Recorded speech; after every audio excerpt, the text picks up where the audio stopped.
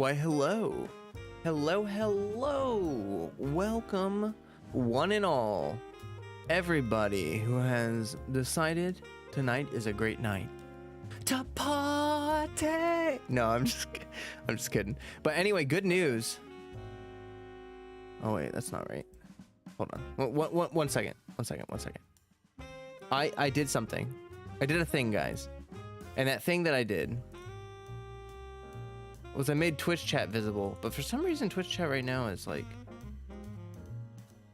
oh, I know why. Okay, so I need to edit the width and the height.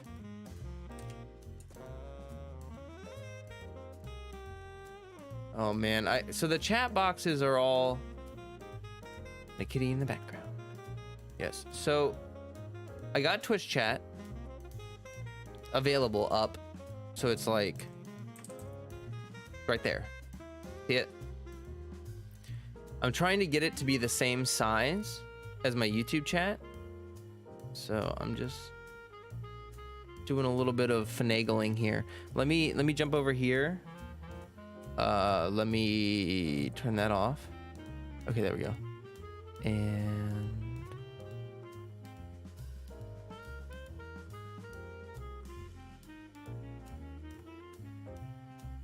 huh.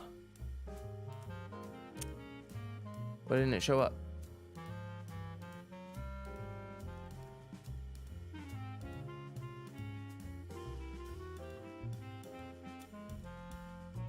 Oh, there it is. Second one showed up. Okay, but why is it? I think we just gotta shrink it a little. Sorry, I'm just trying to stretch that a little bit. Yeah, YouTube chat is like bigger because I edited the font size within the CSS. I wonder if I can do that. Let me look at the CSS code real quick. See if it makes any sense to me real quick. See if I can get font size. Aha! I found font size. Let's I don't know what these metrics mean, but let's just change that 1 to a 2. All right, so now it's reset. The followed you here too. Then thank you. Yeah, anyone in YouTube that wants to follow my Twitch, feel free. I do not have alerts set up yet, unfortunately. I'm still working on getting alerts. Actually, you know what? Let me pull up my stream. Here, let me go back to this. Let me pull up my stream elements. Let me find your Twitch. Yeah, it's pinned in my YouTube chat. So you are more than welcome to go there. I'm gonna go to Streamlabs real quick. I have a Streamlabs account. And wait. What is all this nonsense? Hold on. Let me log in. My mic is like in the way of like my primary browsing screen. There we go. It's better.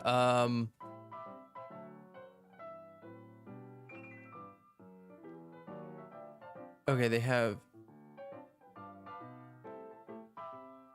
Okay, I'm gonna connect my Twitch. Authorize. Hello, Mage. Welcome. Welcome. Okay, I connected it.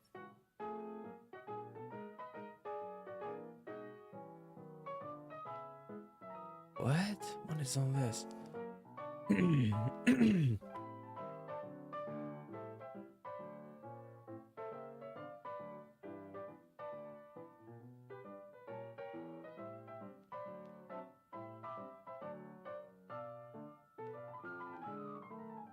Oh wait, no, I think I meant to go to Stream Elements. Oh my god, I'm so dumb. Login, YouTube. All right, guys, I'm just trying to get Twitch alerts. Yeah, here we go. I get those two confused all the time. I don't know why I do that. Okay, overlays. I'm gonna go into my main overlay and I'm gonna try to add Twitch alerts. Okay, so that's my main overlay. Hey, Remserp. So yeah, now Twitch chat pops up. We're making gains here. You you know, massive gains. I'm gonna get rid of this total subscriber count thing. And then I'm gonna, it won't update yet. It'll update when I save it. All right, so now we have to add alerts. Yes, alerts.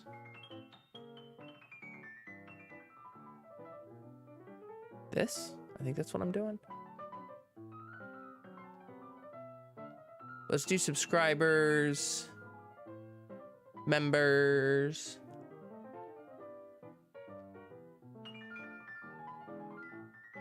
Wait.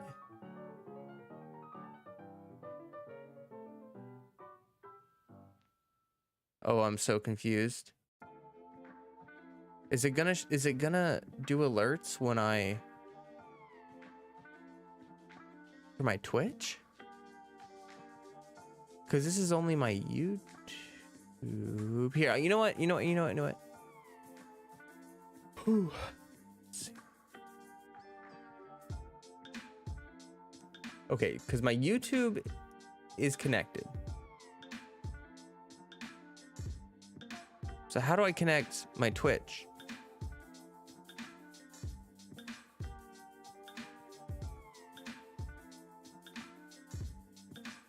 You know, maybe I should get that chat bot soon. Maybe I should figure out how to do that, you know. I see a lot of other streamers do that. They have like chat bots, and I haven't figured that out yet. Okay, I might give up on the alerts for now.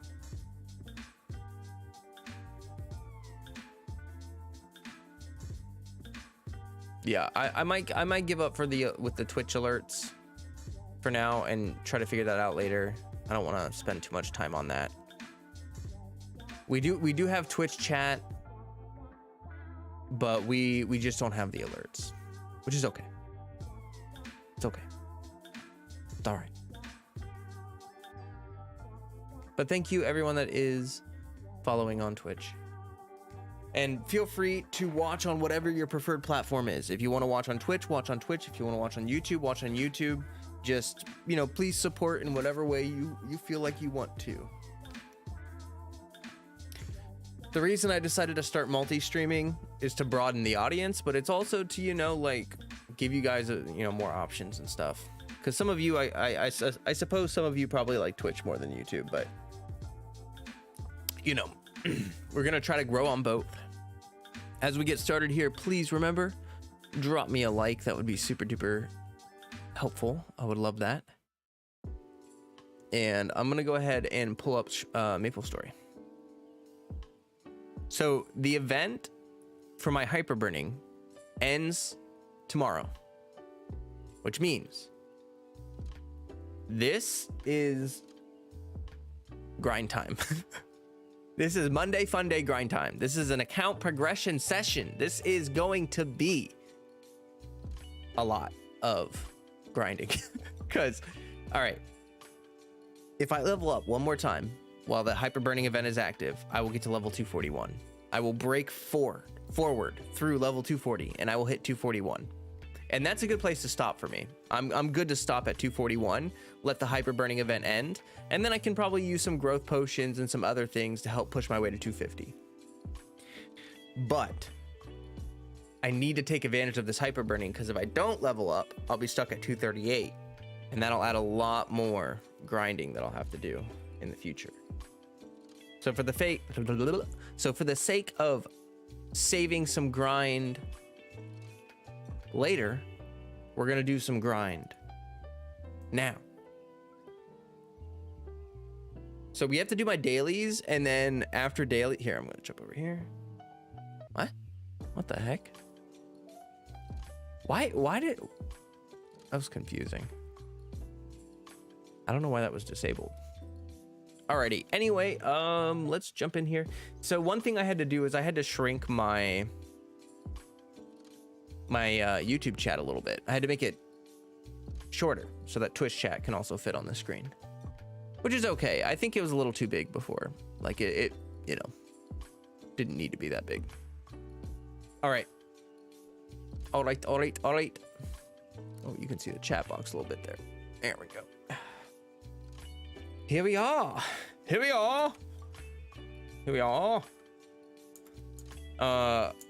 I feel kind of weird today. I did sleep too much. I stayed up too late playing Dying Light because like Dying Light 2 was on sale and I haven't played Dying Light 1 in forever. So I decided to replay Dying Light 1 and also yeah, I stayed up way too late playing Dying Light is basically what's going on. So a little bit of grogginess on my end, but that's okay. So let's just ask her how's the weather? Thanks for letting me know that it's hot. Thank ya muchly.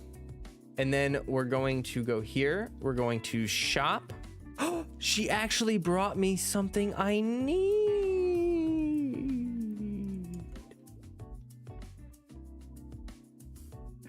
Wow. Wow. Anyway, let me use that alchemy workbench. Where am I gonna put this? Should I put it by the kitchen? I don't think I really can fit it anywhere else. Oh wait, no. Yeah, I don't think I can fit it anywhere else. I don't got no more space.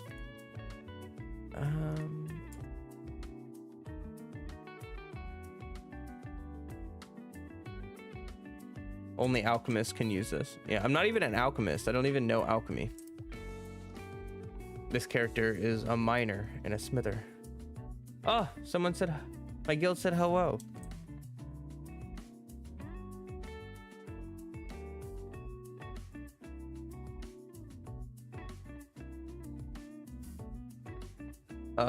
Yeah, that's nice. That made me feel good. I love that. I need her to bring me the safe. I know, right? The safe is really useful. It's very nice because sometimes looking for the storage keeper in a town can be annoying. So just being able to pop into your house and access your storage is super, super nice. Super nice. Anyway, let me grab all these dailies. Also, I did some upgrades, by the way. Let me show you. Let me get all my buffs active here. And you'll notice I hit 12,000 main stat. I hit 12,000 main stat, buddy. Yeah, so that's pretty sick. I ended up rolling some like bonus potentials and some other things on my gear. And also the Clover shop has 12-star enhancement scrolls. So what I actually recommend doing, buy all the node stones, buy all the experience node stones, and then they're only 50 clovers. Like that's so cheap. And 12-star enhancement, it's not super expensive on the meso end, but it does save you a lot of money. And especially because 12-star isn't a guaranteed, like once you go above 10-star force, you can go back a level. So if you're at like 11 star force and you fail, you go back to 10. If you're at 12 and you fail, you go back to 11. So getting to 12 is actually not as easy as you would think. And for that reason, buying these, I bought them for my boss gear, like for the gear that I just got, because I know I'm gonna have this gear for a while until I'm able to take on the next tier of bosses for the next tier of gear or whatever. So I was like, heck yeah, I'll just hold on to these and buy these things and, you know, get a little better. I didn't do them on my shark tooth stuff here. Anyway, that was kind of a tangent. I just thought that was something useful that I didn't notice before, and I wanted to share that with you guys in case it's useful to anyone else. Also, thank you for the follow, Cookie. I think that's how you say that. I'm sorry if I goofed up the pronunciation, but thank you for the follow on Twitch. I appreciate ya. And I'm gonna try to keep Twitch chat up so that I can see both. Let me move it actually. There we go. Okay, yeah, dailies. So we got to get all the EXP from the dailies. And then after we do that, we gotta do Monster Park. And I was actually thinking about it. Oh, I should have exchanged that. That's okay. But okay. Here's an interesting thought. I could also... Wait, what?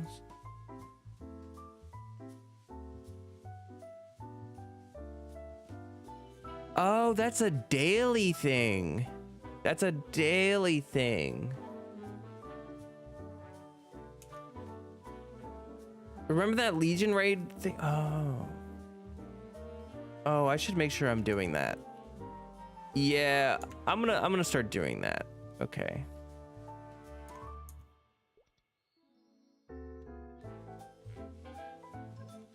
I was talking about something and I forgot. Oh. You can use your reward points to buy Monster Park tickets to get into Monster Park additional times. Holy crap, look at all this. Please give me something better. Yes! That's way better. Okie dokie. All right, so what I'm talking about here, let me go to the cash shop real fast.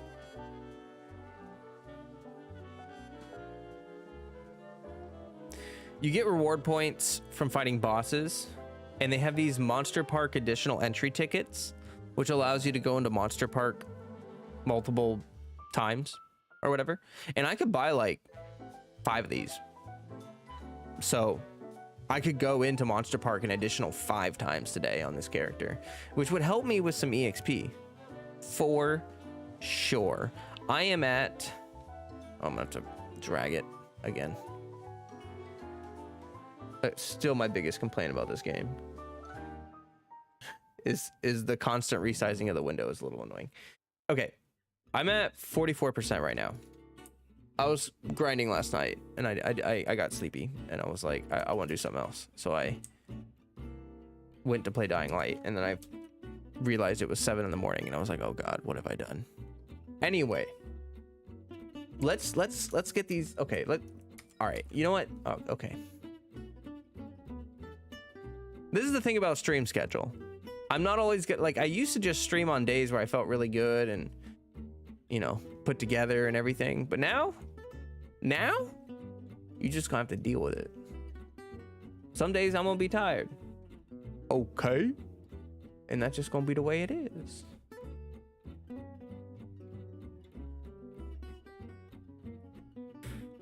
All right. Joyful Erda. Where are they at? There they are. There you are. Ah, get away.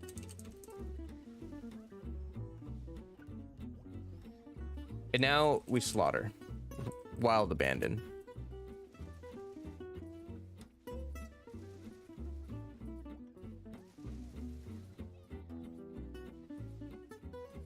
You guys let me know if you want me to turn up the game audio like at all. It's like very quiet. You can barely hear the sound effects. It was kind of how I've been having it while I'm listening to like podcasts and stuff like that. Like I can hear it just a little bit, but not like overwhelmingly so.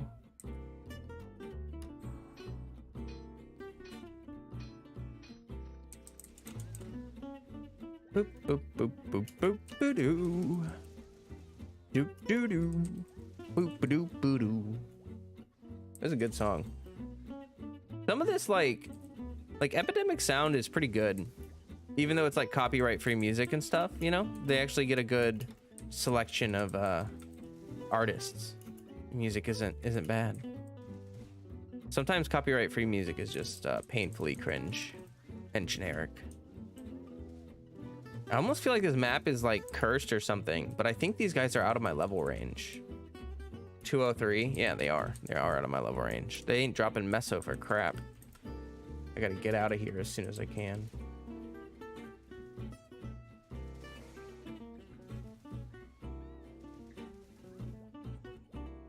Drop. There we go.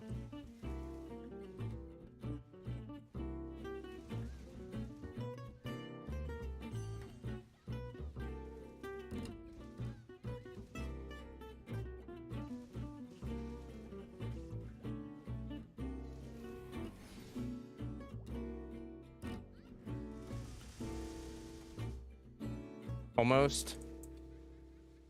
Kill like 20 more.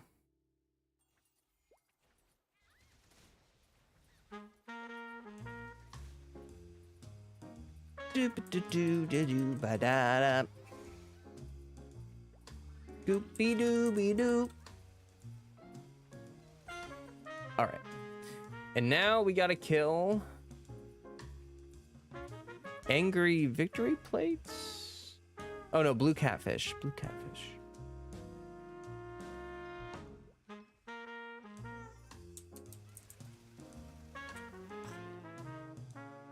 Cursed map. Aha! Not cursed. Did you guys know that in KMS, which is Korean MapleStory, they don't have hyper teleport rocks? Well, they do, but they're not the same as ours. In KMS, there's like a 30-minute cooldown every time you use your hyper teleport rock. And so what they do is they have like 3 hyper teleport rocks, so that when their hyper teleport rock is on cooldown, they have another hyper teleport rock to use. Copper Sand was talking about that. I was watching a stream and he was like, my 3 hyper teleport rocks are on cooldown, so I just have to run there now. Like, oh man, that sucks. That would be painful. That's like that whole thing with New World, where when New World came out, there was no fast travel, right? You couldn't fast travel at all. And people hated that, understandably, you know? And I can understand from maybe a developer standpoint, they feel like for the sense of economy, like I think New World was originally supposed to be a PvP game, right? When they originally started development, the reason there was no fast travel was because supposedly you were going to be like leading caravans and protecting them and from PvP players who are trying to steal your stuff or something. But since that whole thing is gone entirely now with New World, it does make sense to put the fast travel back in. Otherwise, you're literally just running places, you know? How do you guys feel about fast travel systems in games? Do you feel like fast travel cheapens the experience and makes it too easy or something? Or do you feel like it's a nice quality of life? I'm curious. There are people who believe that fast travel is sort of like a crutch. And I do think that some games make you rely too much on fast travel, but I think in some games, the way they're designed is just, I don't want to say unplayable, but just really not. So they just ran off the edge. Just really not so good without fast travel.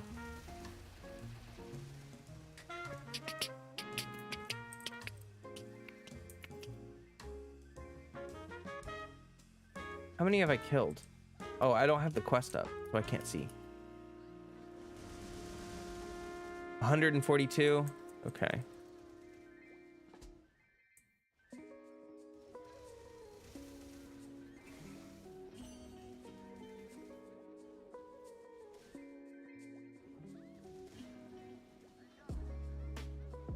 For me, I tend to like fast travel, but my issue with fast travel is when the game could have good exploration and instead, like, I have an issue with big open worlds that have fast travel, but also kind of have no reason for being that big. You know what I mean? Like, the world is so big that they need to put a fast travel system in because the world is so empty that without a fast travel system, it would just be horrible. It'd be a horrible experience. And at that point, it's like, why is your game that big? Why did you make your map that big? Well, it's probably marketing, you know. But this huge new fantasy world or whatever it is, you know. Scamming you, really. It's just a big old scam. Did I kill him? Yes, I did. Okay, cool. We can get out of here. Now we have to kill crooked angry victory plates. Not crooked victory plates. Angry. Angeries. These guys are vicious. They're Madge.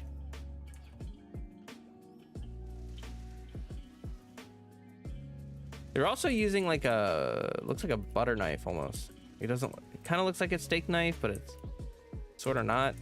Like it's shaped like a butter knife, but it's got serration on it, which is weird.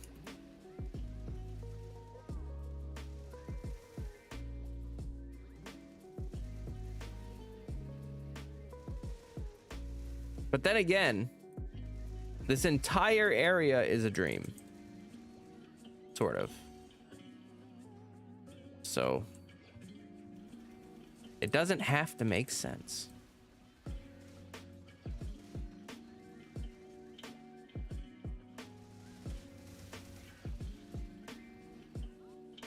Ooh, the gargoyle spawned. We'll kick his butt. Die, miserable scum.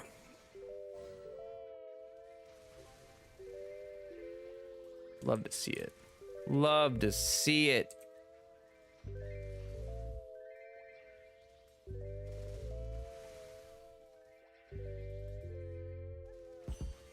Oh, lagged a little bit there. All right, now we've killed 200. Grab all these meso bags.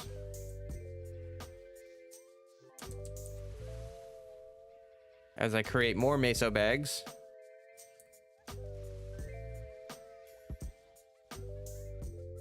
I still need that H. I still haven't gotten a single H.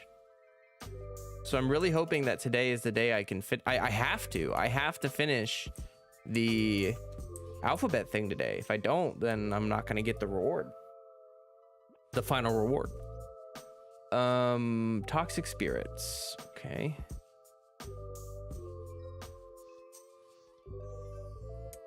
So we got a lot to do. Like I can't be messing around like oh my gosh, my fingers are on the wrong keys. I can't be messing around like I was before yesterday. Yesterday I kind of did my dailies really slow and just sort of took my time. But I ain't got time for that.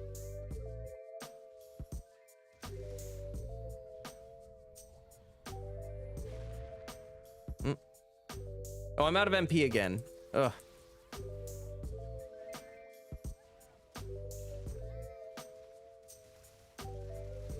Hate when I don't notice that I'm out of MP.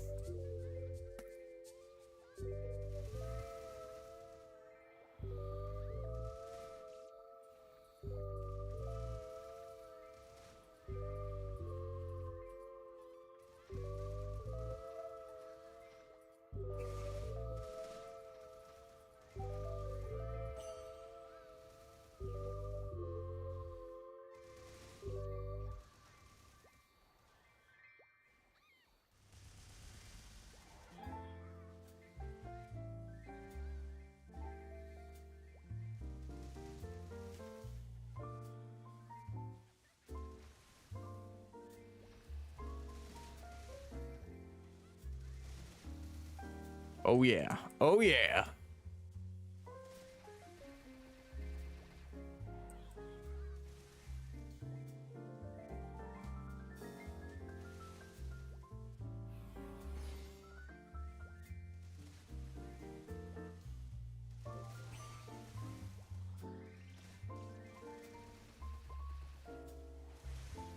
Okay, that's 200.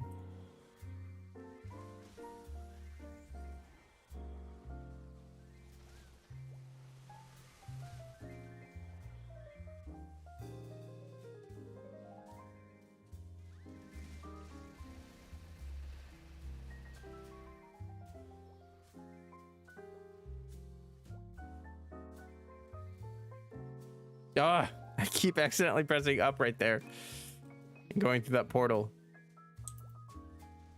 There we go. It was like right where I wanted to jump. I just kept jumping into, I just kept using the portal. Okay. Tasty seafood. What was that again? Oh yeah, it was these guys.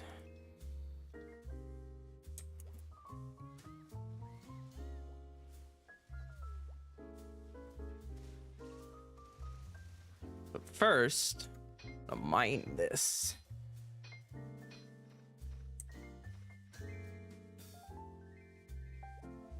Oh, I'm so glad I got those extra etc. slots. Those have made a big difference with mining. My inventory used to fill up after like 1 or 2 mining nodes. But now I think I have enough inventory space to kind of continually stack things.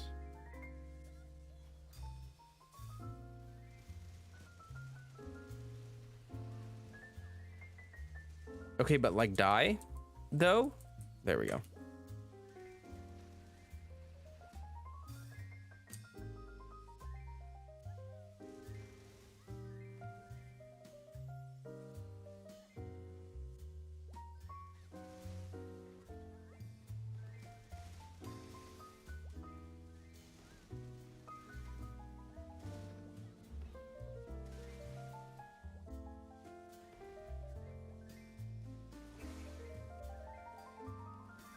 These would be great maps to farm on if they weren't constantly full of people and like low burning.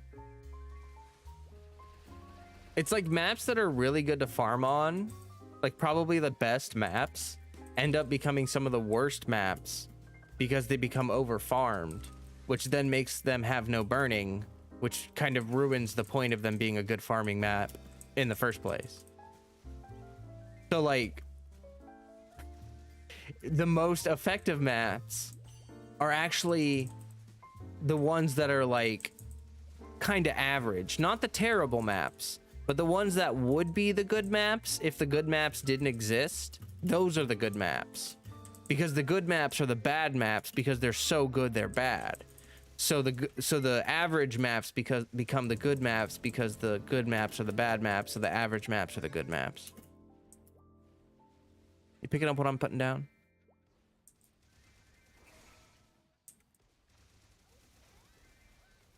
Are you accepting what I'm handing you? As we talked about the other day, picking up what someone else is putting down, we could just hand it to someone. It's just madness incarnate.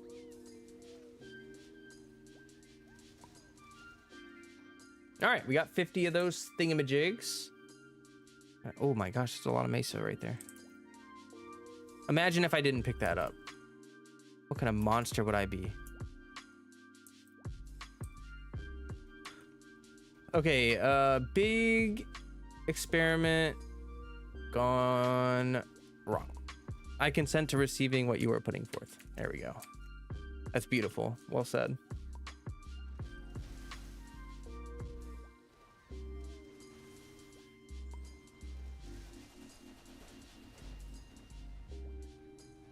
No, I'm gonna miss this. God, I'm gonna miss Mr. Ignition so much. He's so freaking nice when you're farming. Oh my god, I'm out of mana.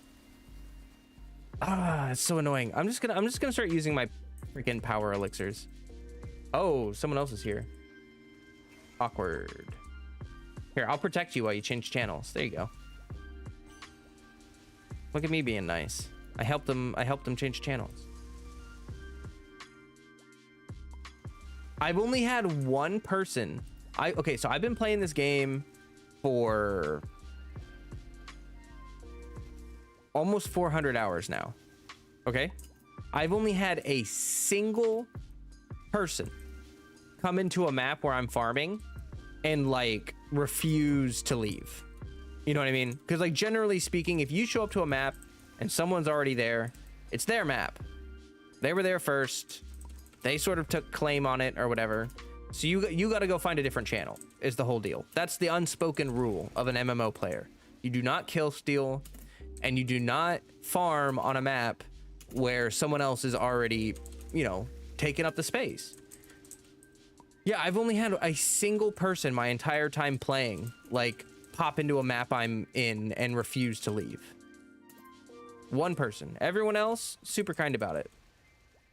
That's the kind of stuff you want to see.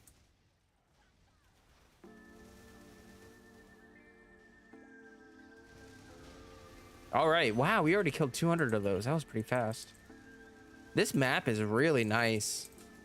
Like, I feel like I'm not even using the whole map, and I like don't run out of spawns. Ooh, there's a mining node right there. Let's go get that.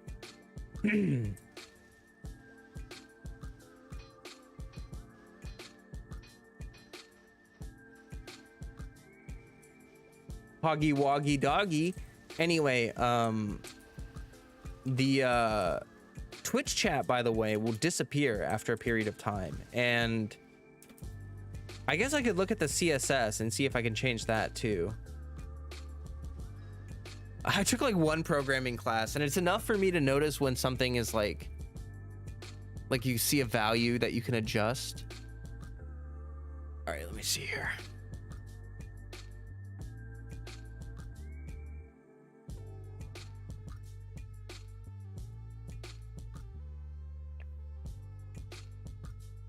Oh, that's so good. I love tea.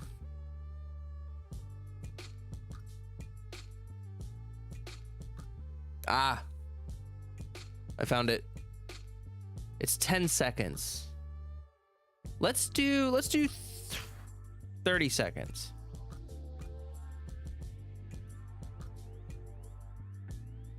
Is there anything else I want to change while I'm here? I'm just kind of scrolling through it, see if there's any. Also, the Twitch chat has like innate. Oh wait, no, that's not this. I used a different one. I lied. Ignore what I just said. Anyway, 30 seconds of squid. You're gonna have to. Sorry, you're gonna have to do it. There you go. I was like, you're gonna have to do it again because I just hit okay. Yeah, well, that'll be a good test to make sure it sticks around. Okay, and now we continue onward.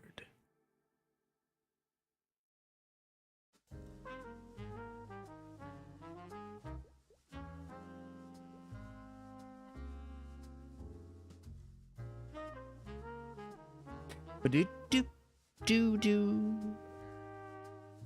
Bop bop bop. Ba da ba da da da da da. Pew pew. Boo boo doo boo boo doo boo boo. I think that's all I have left, right? I did Arcana. Wow, I'm getting fast at these. Used to take a lot longer to get through these. Okay, oops. I didn't mean to do that. That's one of my really strong buffs. Let's see here. Esfera, Aranya. Those are the spiders. Yeah. Well, actually. Yeah, let's try this one. I feel like these maps are pretty populated. Oh, it's not burning. That's terrible. Here. Let's try. This is channel 12. I put change channel on a hotkey, by the way. And I super recommend that. Definitely recommend that cat emote. The sunglasses. It's cute.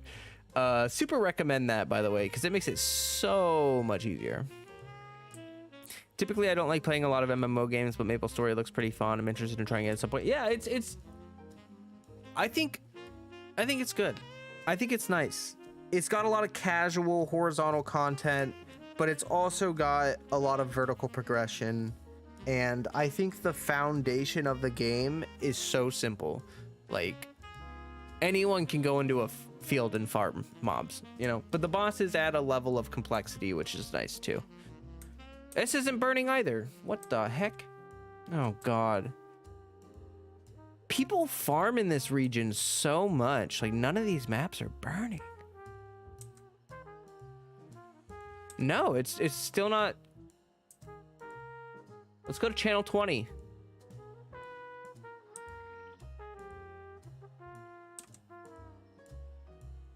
Wow.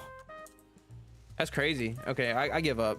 We'll just kill 200 real fast and we'll get out of here. That way I don't have to waste too much time. But yeah, no, MapleStory is pretty chill. It's pretty nice.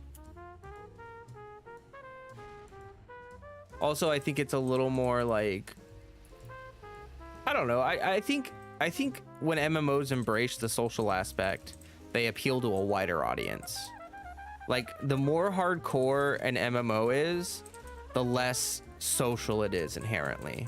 And I'm thinking about Lost Ark as I say that, because Lost Ark is incredibly hardcore for an MMO, and yet, and it's also like very not social. Like, maybe the Korean version is a little more social, but in the global launch version of Lost Ark, people are just like, people seriously treat you like you're in their way. You know what I mean?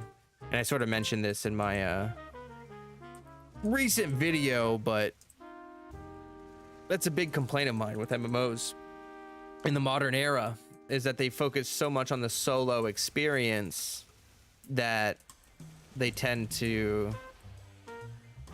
treat the MMO, like the shared world aspect, as sort of just secondary. It's pretty annoying. Die, speeders. I've got meaning to do. Okay, can you bind? Can you? There we go. Up, down, down, down. Up, down, down, down, down, down. Wow. Wow. Wow. That's my Owen Wilson impression. Wow. Wow. But I think it kind of just sounds like the turtle more than anything.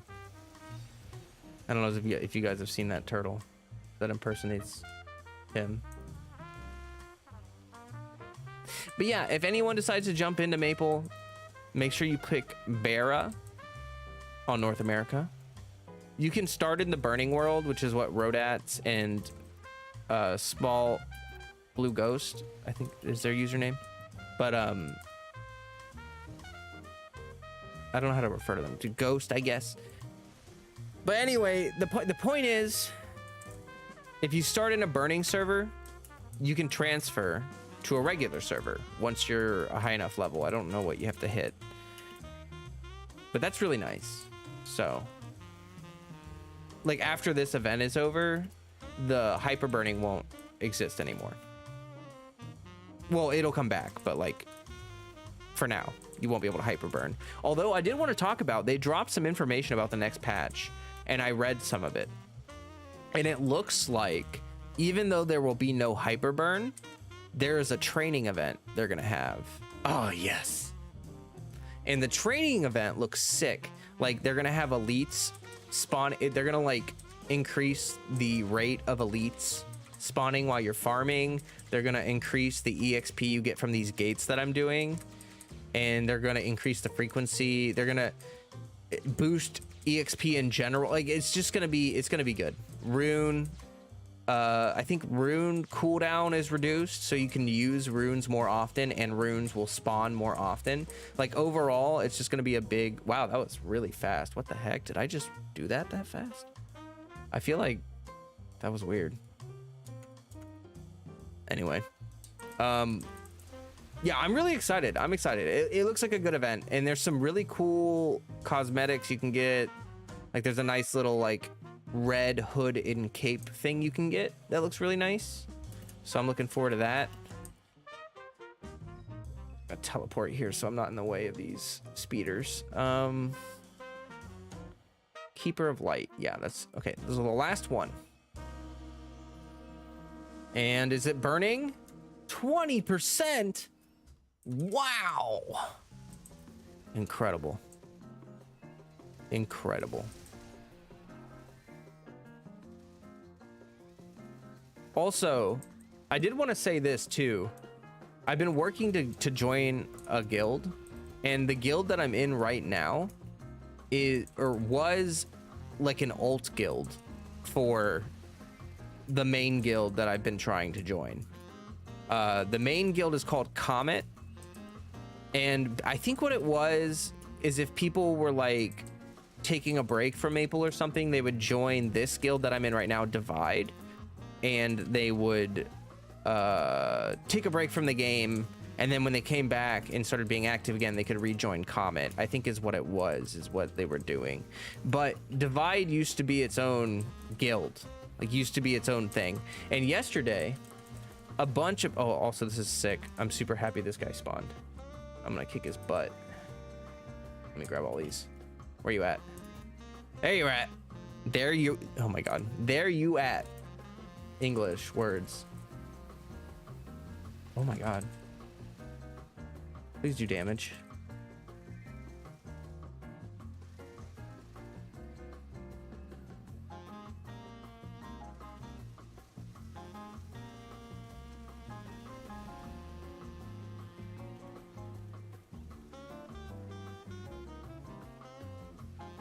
Holy crap, this guy's got a lot of health. You see that? Holy mother.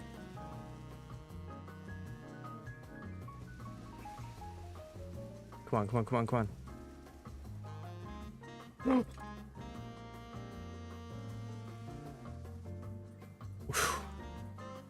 That was scary.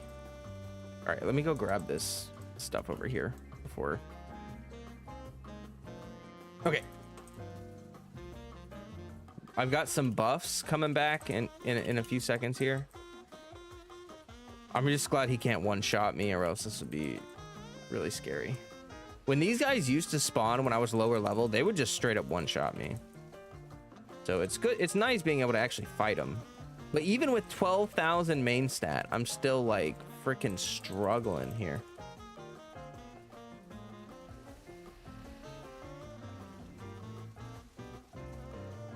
Where'd he go? There you are. Oh!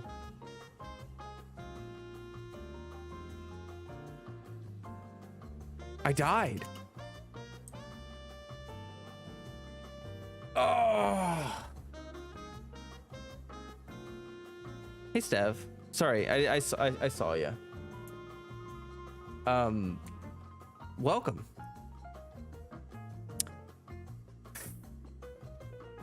Ugh, you know what? I'm gonna regret this, but it's fine.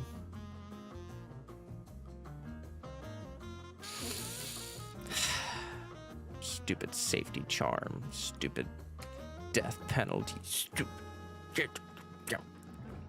I mean, I'm glad, you know, it is a little bit annoying in games when death has no penalty, but then you die in a game that has death that has penalty, and you're like, stupid death penalty when I'm freaking stupid. Like, all right, buddy. You want to play hardball? Let's freaking play hardball. Let's go. Note to self, that rain attack will just freaking Shrek me. So if he summons a big cloud like that, you do not stand under it.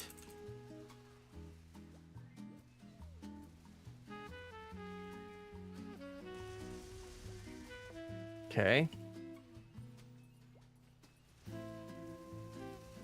I've got some buffs coming back. Okay, buffs are ready. My burst is ready.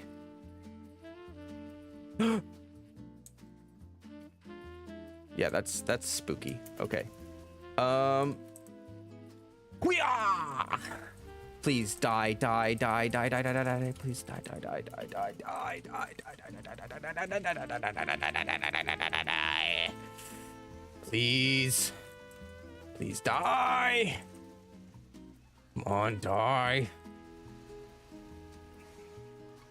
Sweet baby Jesus.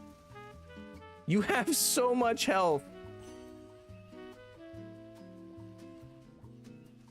Wow, I didn't even see him spawn that rain thing, but I saw him lift his arms up and it made me really sketched out. And then he did spawn that sword chain cloud thing. So if I had jumped up there, I would have died. Fun. Oh, portal.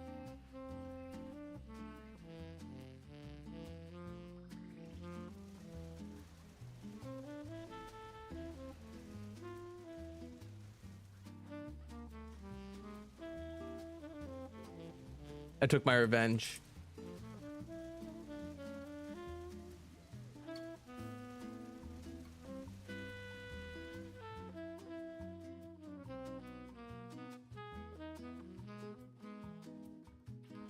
Hello, priestess. Welcome, welcome, welcome, welcome.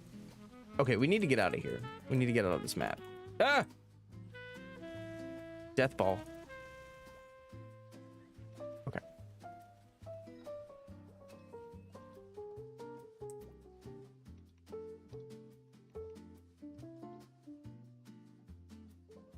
All right, time to turn everything in.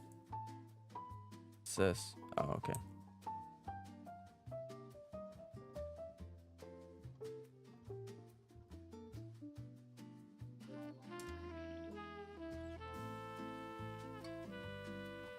So I was talking to Exhausted Axolotl. He just got into arcane symbols at level 200 plus. These are the dailies that you do to get the arcane symbols. And then what I was saying last night is like once you have the symbol, you just double click it and you hit OK and it'll fuse it to your other symbols. And when they hit a certain threshold, you can level them up.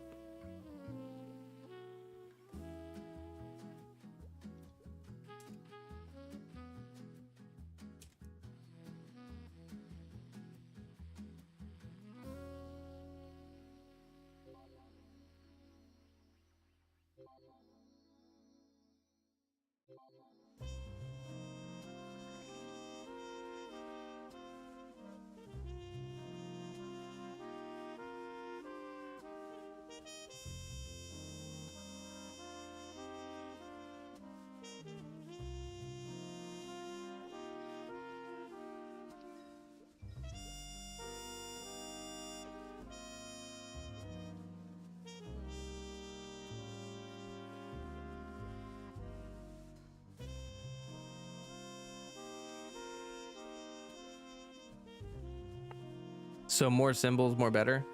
Yeah. Yeah, you get 6 arcane symbols in total, and they can all go up to level 20, I think. But that's, you know, sort of a long-term thing. There we go. All right, so that got us to 49%.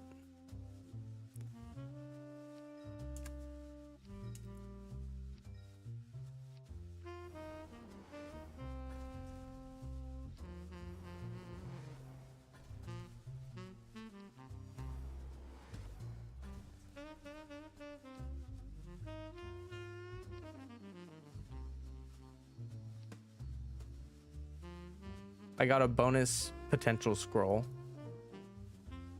and a chaos scroll. Let me look at that bonus potential scroll.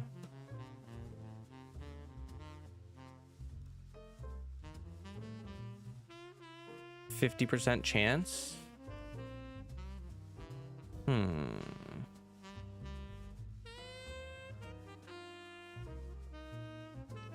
Let's try this real quick. Might as well. So what we do is we take the hammer, we smack the hat. I already did that. We take the scroll, and it failed. Woo! Heck yeah, buddy! Making them gains. All right. Okay. Fair enough. Fair enough.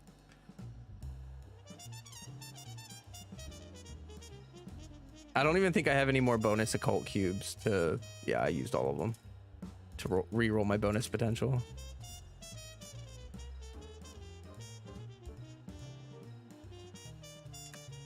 All right. I wonder how much all this stuff is worth. Like all this mining stuff that I have. Like I have 166 gold bars. I have 160 diamonds. I've got 227 mithril plates. I've got... You know, I've got all this mining stuff. I wonder how much I could make, like, if I just sold all of it. You know what I mean? Like, if I just went up, straight up sold all of my crafting crap. But I think I want to just hoard it for now. I think that's what I'm going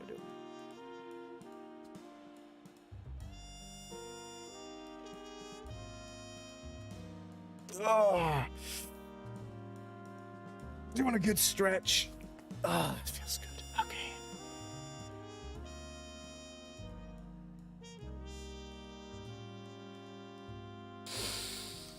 All right, Monster Park.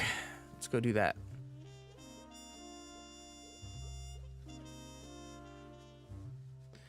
Today's enhancement items.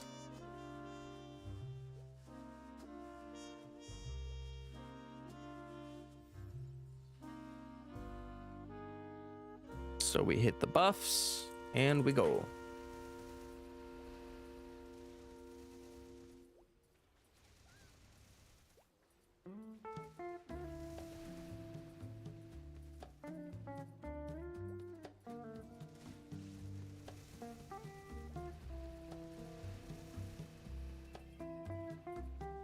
Oh wait, I went the wrong way.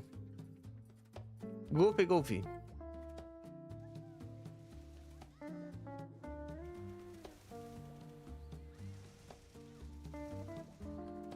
It's almost easier to use the mini map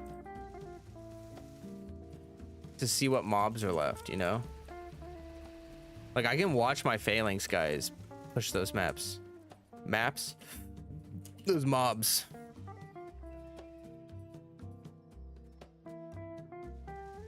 New here. That's a funny joke.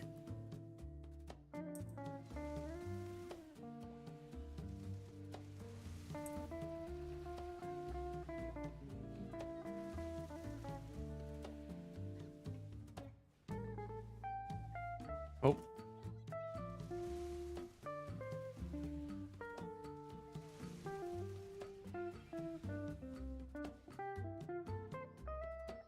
I love those seahorse dragon like mobs. Oh yeah, they are so cute. They're freaking adorable. Those are one of those mobs that I want to farm familiars of. Actually, that's what my current familiar is. Oh, I used the wrong key. I think I have it on N. Yeah, look. That's what my familiar is right now. It gives me, I think it's 1% all stat. And I realized I learned more about the familiar system. If you collect enough familiars, you get like a collection of familiars from a certain region. It gives you a badge. And then you can equip those badges to your familiar to get even more bonuses. Which is pretty cool. I don't have any badges. I need to work on that. Like some of the badges give like 1% all stat, which is like not bad. I'd take that. Oh. And combined with my familiar that already gives me all stat, it would give me more all stat.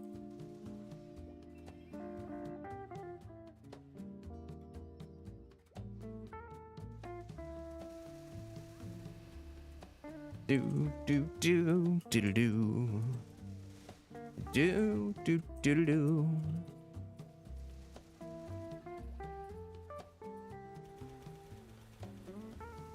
Do you also get a complimentary TM each time you win a badge? When you get 8 badges, you can challenge them. That's funny.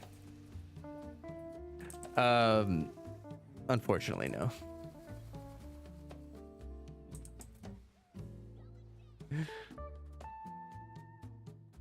Eliminate all the monsters. Oh.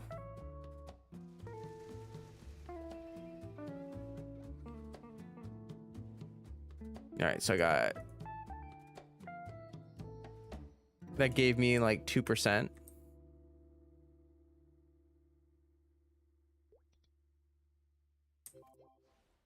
So that means that if I bought the additional Monster Park entries, which now I can only buy 4 because I bought a safety charm, I would get like 8% EXP.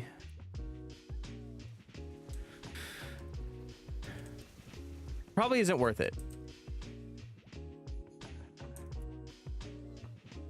It might be worth it. I don't know. I'm thinking about it. It would definitely help. It would definitely help.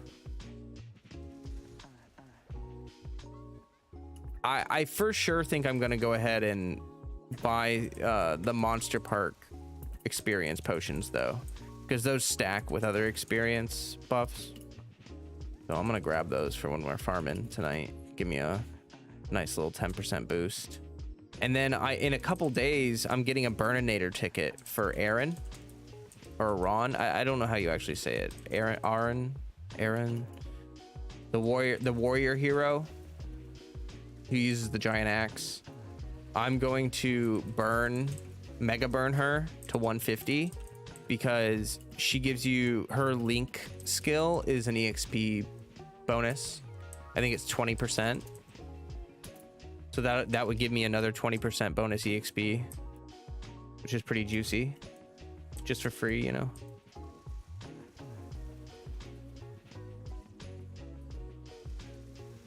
Gonna buff here.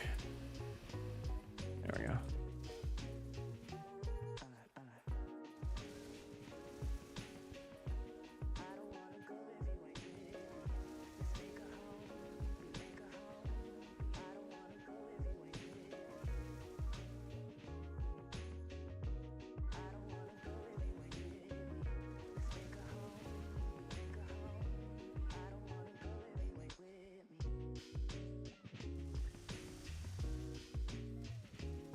That did not kill anyone. What the heck?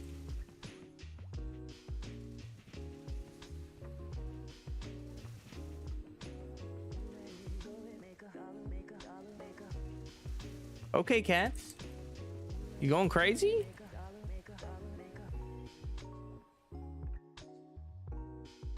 Go. This buff don't last forever.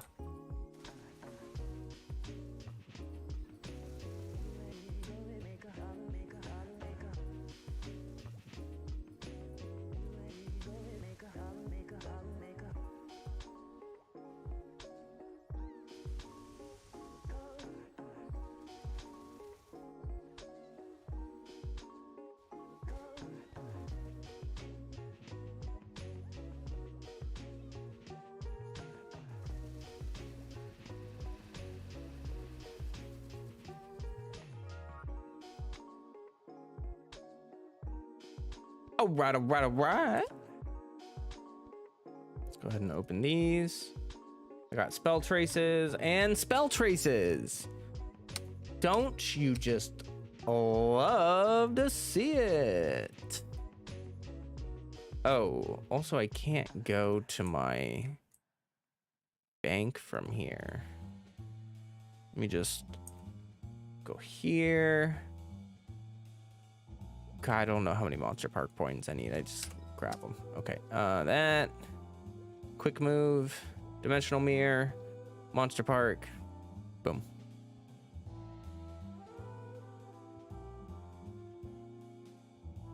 Oh wait, duh. There they are. Extreme gold potions. Let's get 10. Do I need anything else? Weapon speed. Yeah,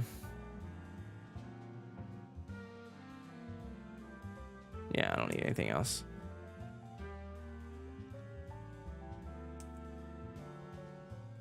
All right, now I can put the coins back.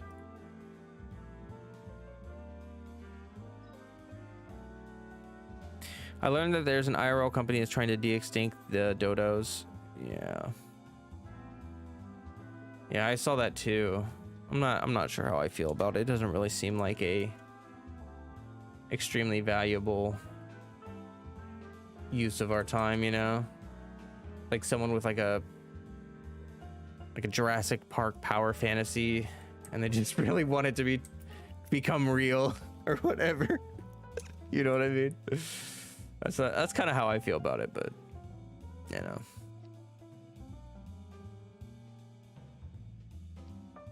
Oh, we do have some fun things we can do. I get my 10 times EXP coupon. Sick. I get 50 arcane symbol selectors. Mondays are actually pretty good days on MapleStory. Boom. And then I get my lava flames, which are going to go right into this box, which is annoying because I don't want them in that box. And then I'm going to sort. And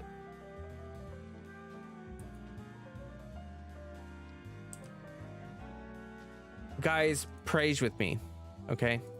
I get 5 upgrades to this. How long does this box last? Let me see here.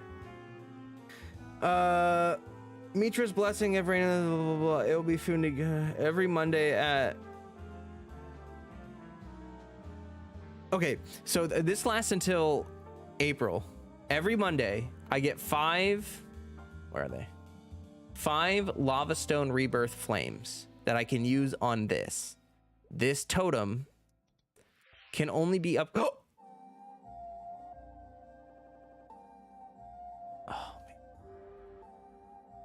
Oh man.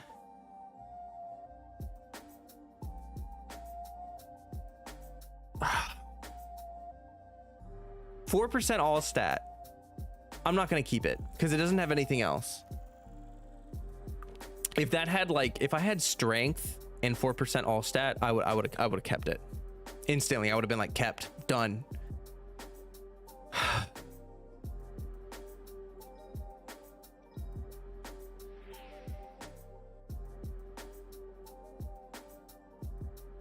I mean,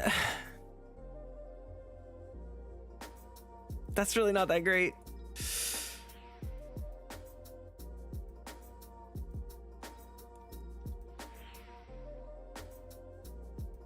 Okay, last one for this week. I don't think this week's gonna be the week where I get a keeper. Yeah, we'll try again next week, but it's better than it was last week, actually, a little bit. Last week I got like magic attack, which was just like, I don't use magic. So, well, I guess I technically do use magic, but I don't. I'm a physical, all of my attacks are considered physical, like weapon attacks, not magic, even though it's a little goofy if you ask me. All right, well, we have until April 4th before that box disappears, so we got like another couple months to try it.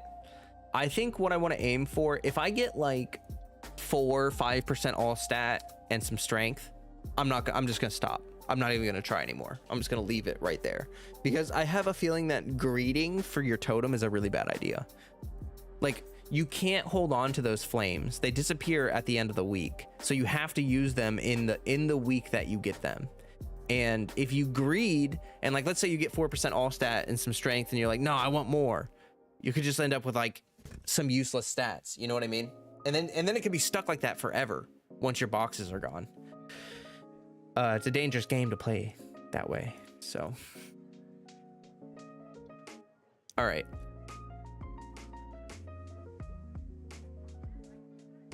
We're gonna go ahead and use these arcane symbol selectors real quick. I'm gonna go ahead and I think I want to put them into Choo Choo. I think Choo Choo is what I want to put them into, because Choo Choo and Vanishing Journey are so low leveled for me that even like fighting the mobs there aren't really worth my time. So the sooner I can finish with Choo Choo and Vanishing Journey, the better.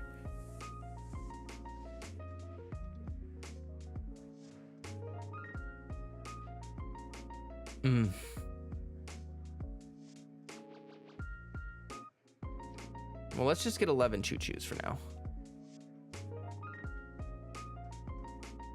11. Yes. Also, I'm going to take a break soon and grab some more tea because I ran out.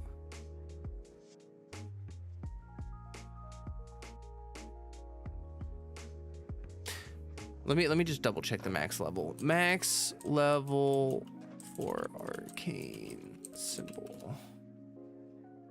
20. Okay. The max level is 20. All right. Yeah, so we'll put the rest into Vanishing Journey.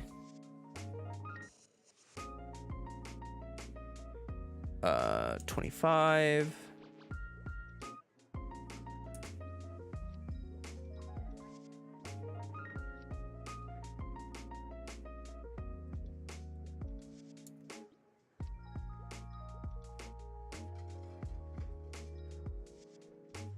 Okay, also Vanishing Journey is the cheapest Meso-wise to upgrade. Your Chi is going down. Nice. Choo!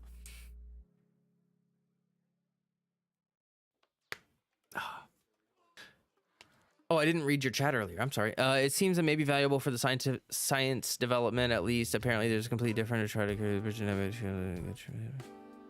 currently, chickens are the only bird that scientists really have much experience. So it'd be a bunch of new science. That's true. That's true. It would help with scientific advancements. That's for sure. That's for sure.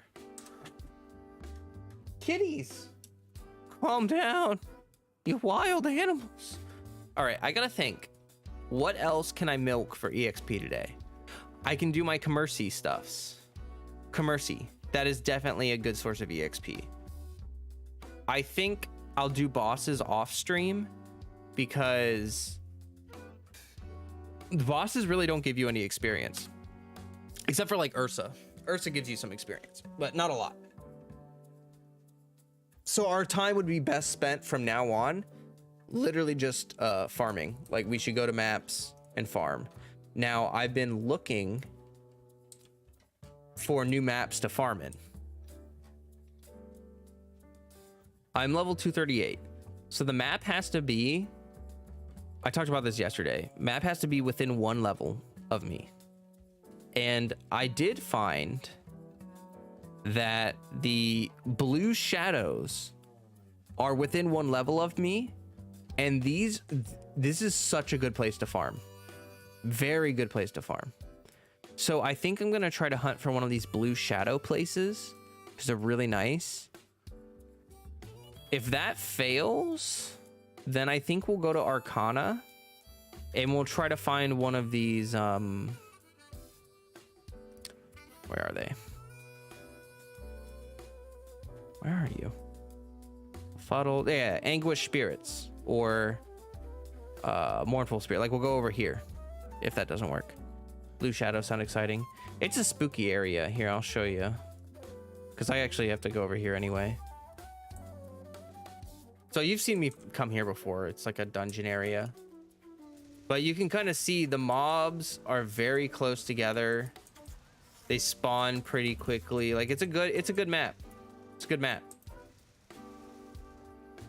The issue is finding it in a version that is burning. So like finding a channel that's burning is kind of hard. That's the only issue.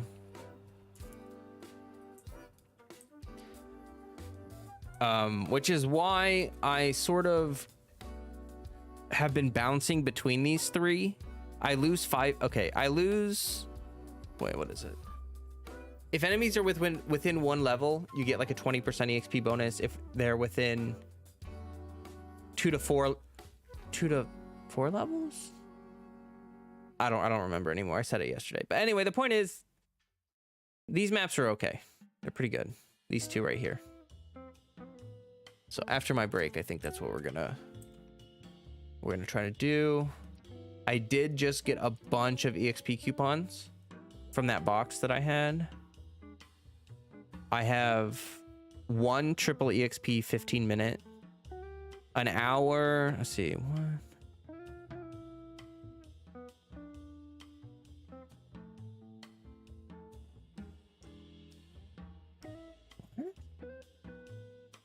Why does this say ×2 and this says ×2?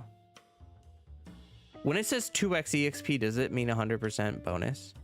Well, anyway, point is, I've got like hours of EXP buffs ready to go.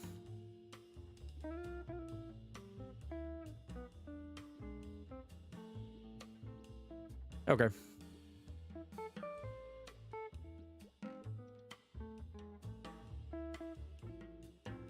I'll be right back, guys.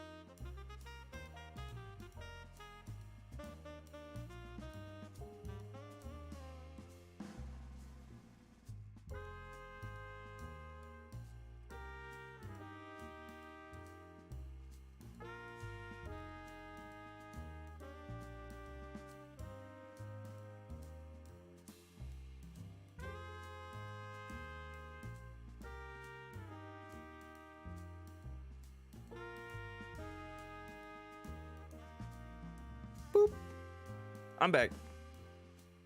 Hello, hello. Let's see here. You went to Trader Joe's over the weekend for the first time in a very long time. Ooh. Trader Joe's has a lot of good stuff. A lot of good stuff. Welcome back. Thank you, thank you, thank you, thank you. Much appreciated. All right. Check Twitch.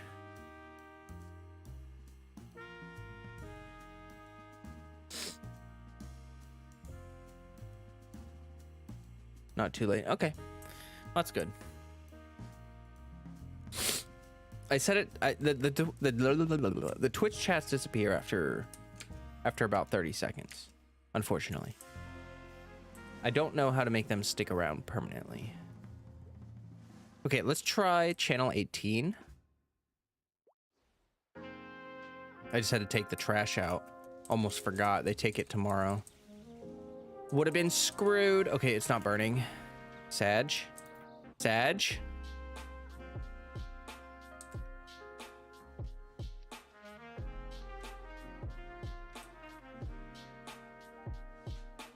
Oh, there's other people hunting for spots.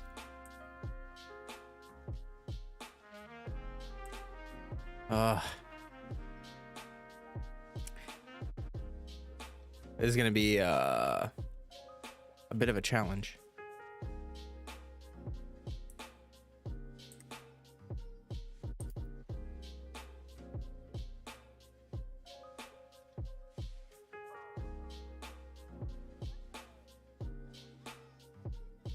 Oh man.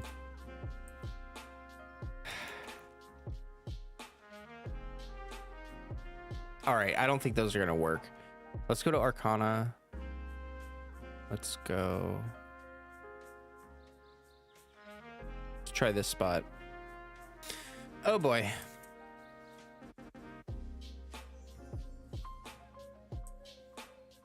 Oh, it's 90% right here. Is there anybody here? Is this an open map? It's open. All right, we're taking it. I'm taking it.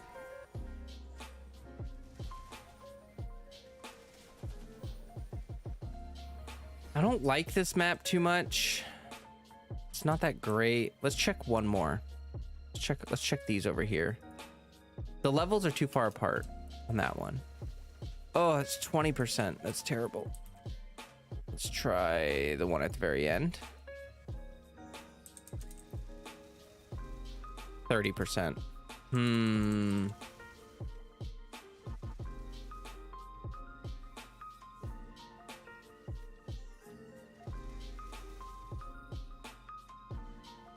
I think we're just gonna have to take it. I think we're just gonna have to deal with it.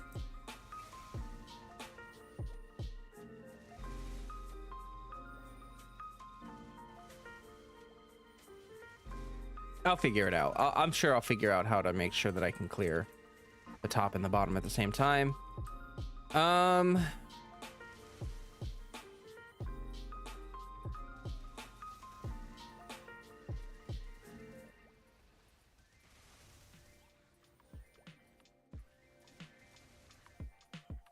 Yeah, I think this should be fine. Let's go ahead and activate the EXP stuff. All right.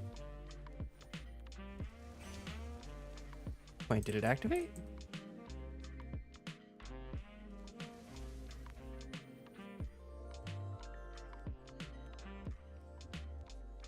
Oh.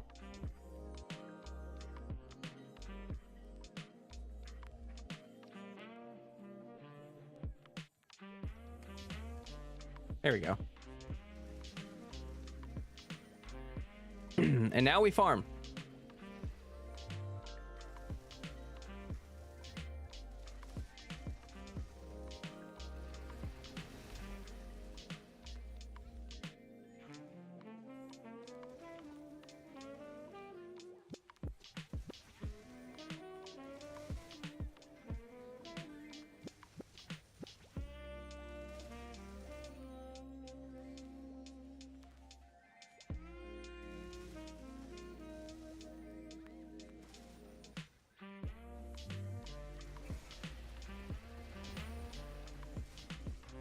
is ready for farming. Exactly.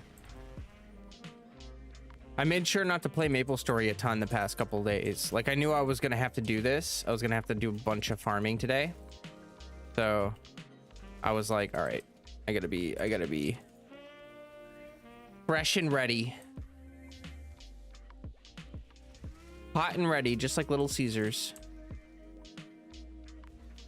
Okay, so that's the platform I don't like. That one that I just shot that skill at. So I think I can just use my shark torpedo to like consistently clear that platform, and everything else should be pretty easy.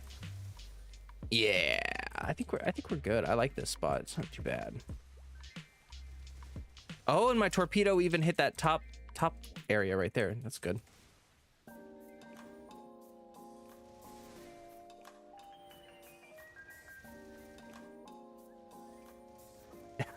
Am I allowed to say that? I mean, sure.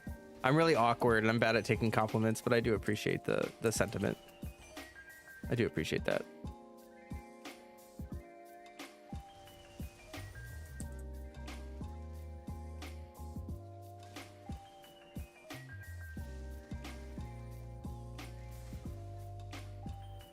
All right.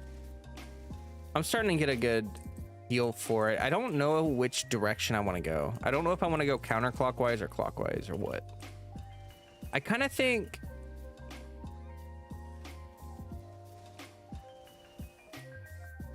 clockwise seems like a pretty good way to go.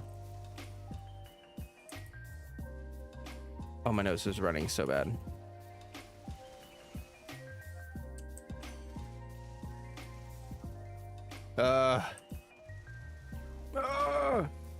It's running away.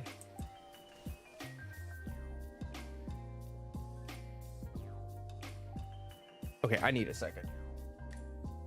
Oh, what's that MP?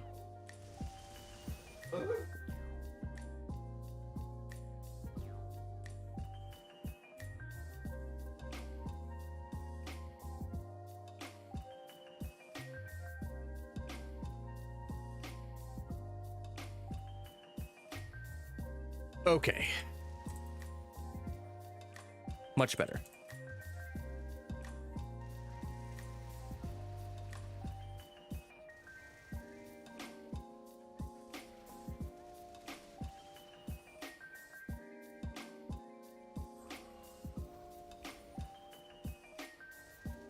My sea wave skill doesn't really work well on this map because sea wave, like, it just flies off the edge, like right there. So that's a little bit not so great, but that's okay. It doesn't really do a lot of damage, so it's not that important.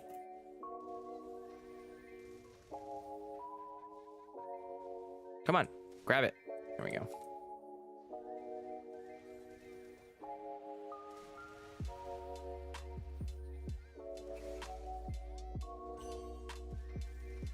Is Sea Wave the hurricane? Sea Wave is the ball that comes out occasionally and just like rolls around. It's good for cleaning up mobs, but it bounces off of walls, and since there's no walls, it just kind of like flies off the map.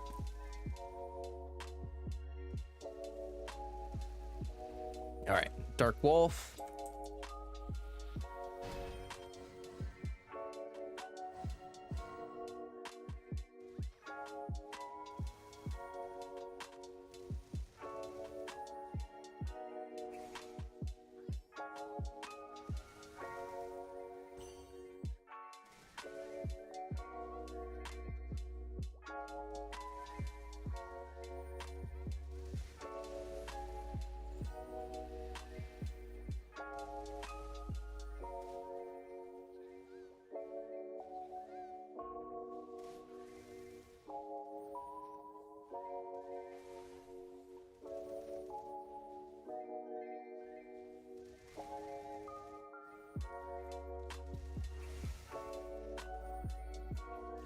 Yeah, this is pretty much what we're gonna be doing.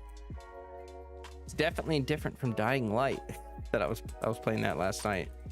Boy, it's so stressful early on in Dying Light when you have I mean, it's pretty stressful throughout the whole game, but when you're in the very beginning of the game, you're so weak and you have like no tools to actually effectively deal with like zombies. So it's just generally very scary.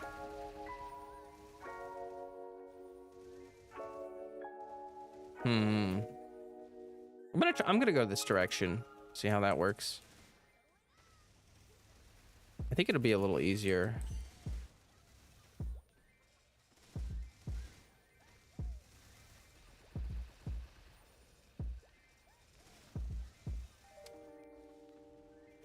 Yeah, because then I can drop down here.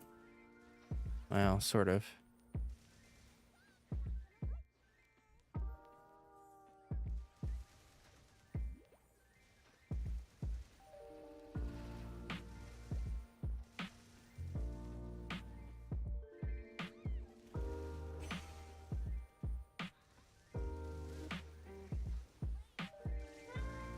Dying Light is at the subway. Zombie one. No, I think you're thinking of Metro. Dying Light is... It's like 5-7 years old at this point. But it's like a parkour zombie survival game.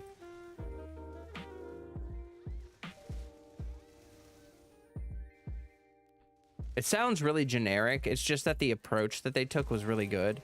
Like the parkour system was incredible, and the combat system is very visceral and very satisfying once you get good at it. And that the overall game is very challenging, and so when you get strong and you finally like get a bunch of upgrades, it feels really good.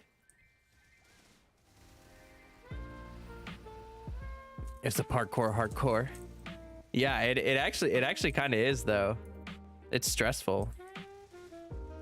Like you can get chased by zombies at night.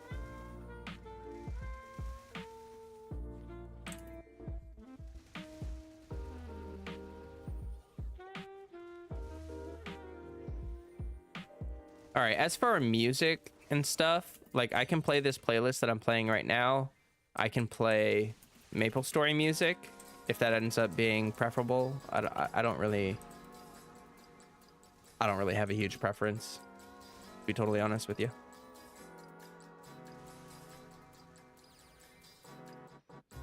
You're enjoying it? Okay, cool.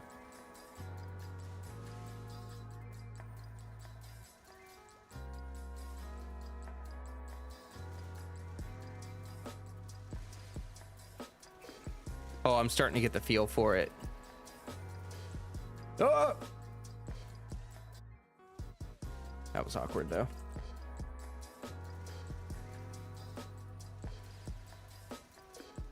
I feel like being a Thunderbreaker, you have to like warm up when you're farming. Like you start out and you're kind of slow, and then as you start farming, it's probably like this for other classes too, but as you start farming, you start like getting into the groove of it, and you're like, oh heck yeah. Although I keep... Is my speed infusion? No, it's still good. Why do I feel so slow? I don't know. I think I keep messing up my button presses. There we go.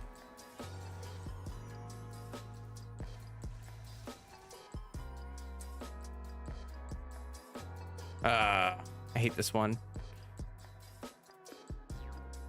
All right. Give me the chicken dance. Chicken dance is so much better. Oh, I didn't realize I was on that side of the map.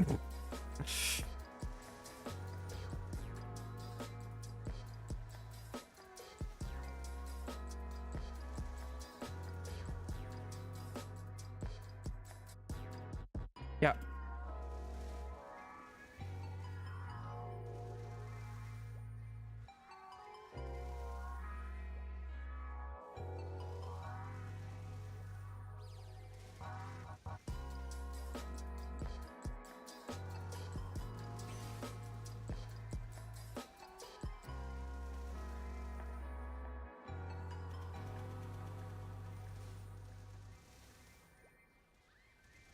All right.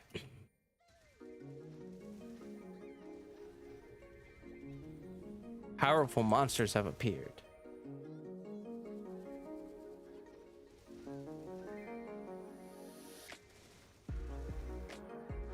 powerful monsters, my butt.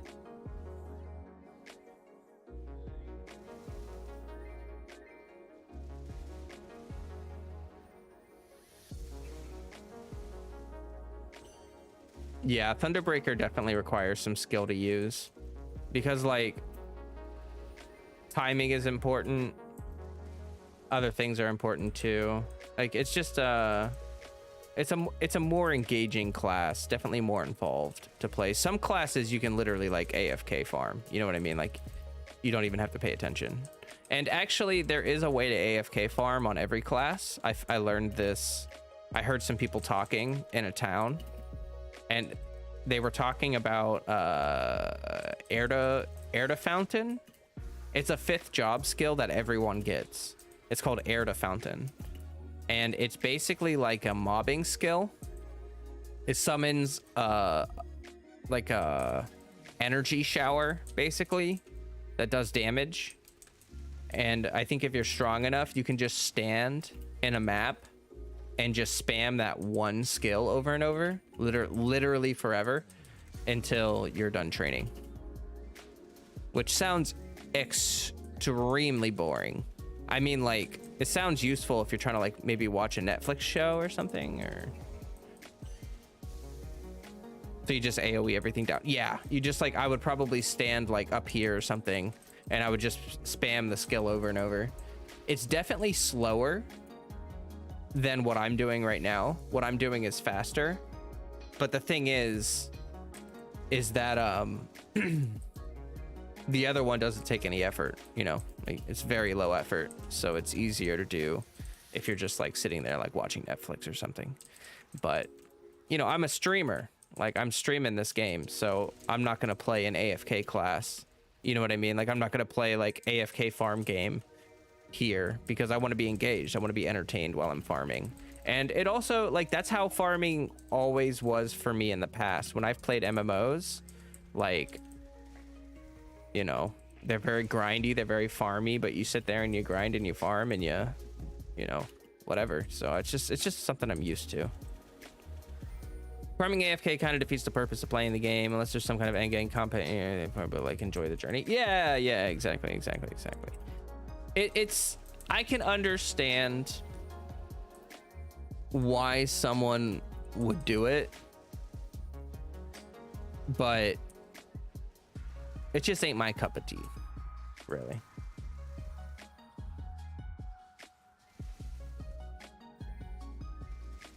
Especially because I'm like one of those people where it's like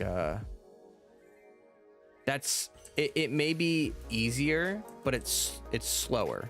Like it's low effort, but you know you don't progress as quickly. And I would rather just actually farm. Like I would rather sit here, kill the mobs, jump around, do the stuff. Yeah. I think you know what I'm saying. I think it all makes sense. I'm still trying to figure out a good way to transition from... Okay, we already lost 10% burning, Sedge.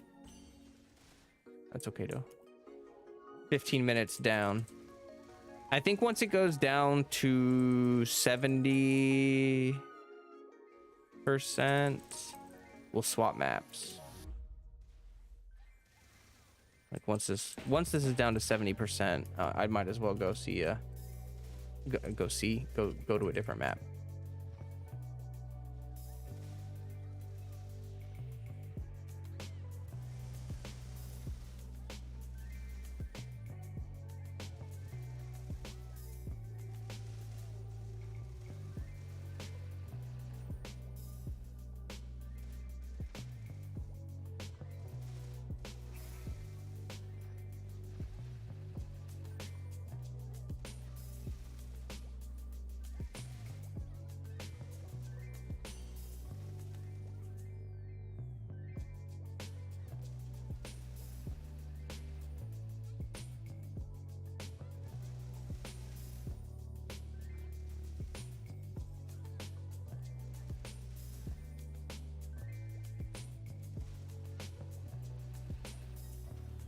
Drop.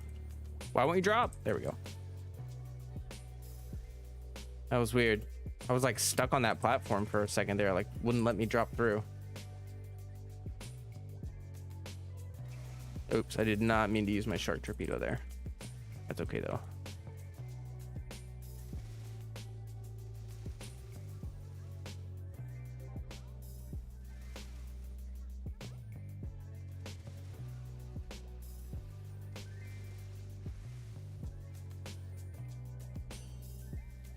Shadow ban.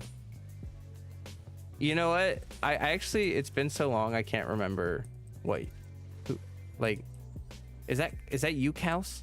Like who is that under there, under the fake name?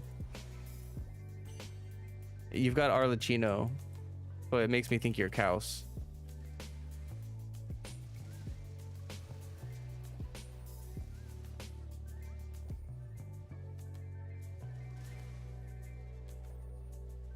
But it could also be Remserp.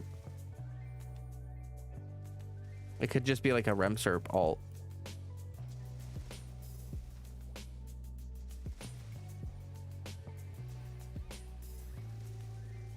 It was because so YouTube instituted these auto moderation things to fight the bots, and if you say certain words, then you get banned. Like temporarily. Maybe you're a Prismer alt too. Maybe everyone's just a Prismer alt. Maybe the whole world is nothing but Prismer alts. Who is Remserp? He must be a great guy. Okay, it's Remserp. Anyway, yeah, so there were some people chatting in my chat and they said the G word, the gay word. And they got freaking shadow banned by YouTube. I was like, are you serious? Oh man. Had to make my third alt to talk. Yeah, it sucks. It was yucky. Like, whatever happened to freedom of speech? Am I right? One of the cats is going crazy in the litter box, cleaning his pawsies. Making a bunch of noise. You got banned for gifting memberships. Oh my god.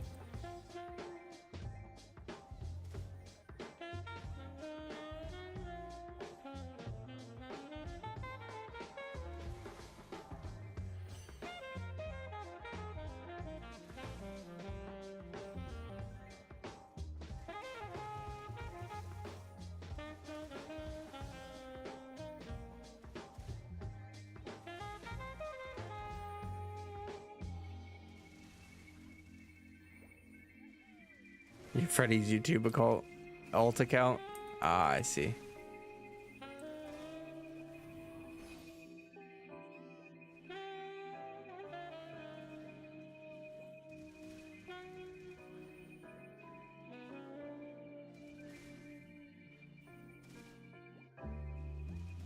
Meow. Good cover, good cover. Automatic moderation is tricky for sure. My least favorite ones are the wordless ones. Like Maple uses where it ignored spaces, so you can't say something like confetti time. Oh yeah, those are super annoying. They just if those words show up in any fashion in order together, yeah. Like the letters, I mean. You know what I mean? Okay. You know what? English is hard. And I am a potato. I am potato. Genshin was like that too. Yeah, their in-game moderation is yucky. The yuckiness of it. But that's why I don't really use the in-game chat for Genshin. Genshin's much easier to use like voice chat for, to be honest.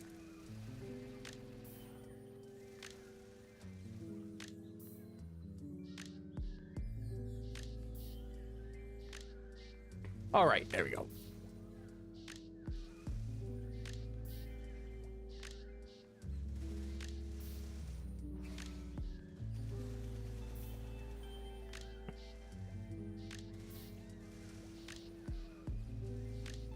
I know that wasn't Freddy's alt account chatting because Freddy just walked out of the bathroom stinky as heck.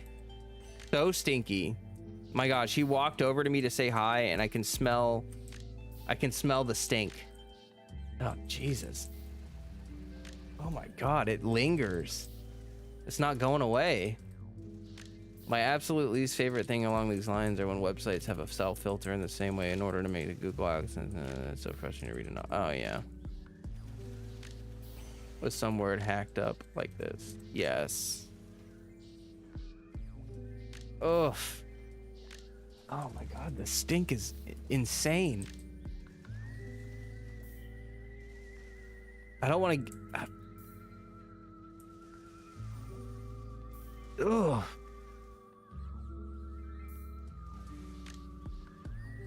I might have to go put like a wax melt in the thing, because holy cow, that is awful.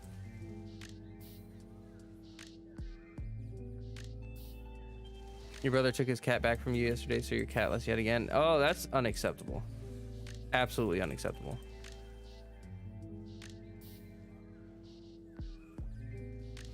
A life without cats. I don't even know how that's... I don't even know how you manage. A dark gargoyle has emerged from the shadows. Brrr. Now you're dead.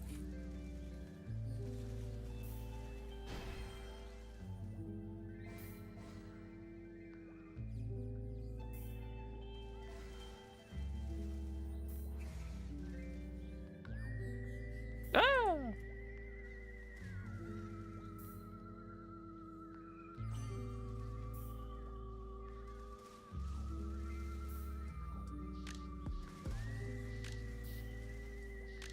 I just breathe really deep and get used to the smell. It won't matter anymore.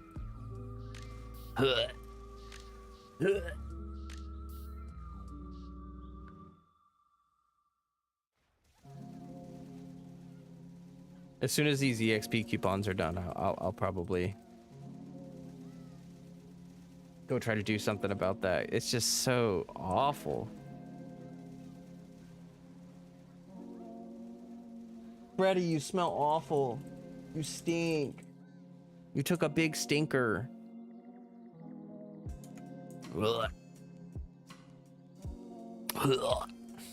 Just a friendly reminder. If you have not liked the stream, please do so. If you have a Twitch account and you haven't followed me on Twitch yet, please do so. If you haven't joined the Discord, please do so. Yes, indeed. Yes, indeed. Many important things today happening, all in tandem. All in tandem. Okay, we're cursed, so we gotta go. Oh, Freddy, don't come over here. Oh, you're making it worse. Your existence is so smelly. What happened? Go away.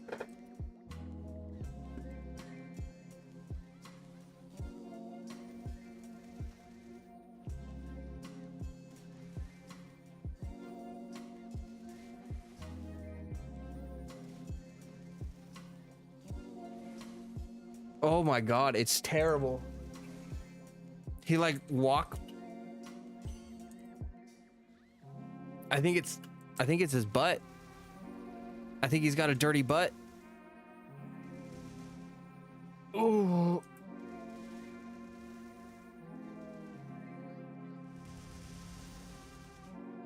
Oh, I gotta last like 4 more minutes.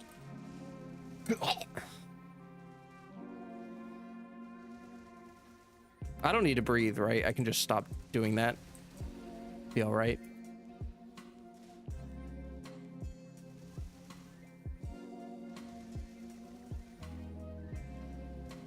Freddy dirty butt. Freddy stinky butt. Yeah. Freddy smelly boy. Stinky smelly boy.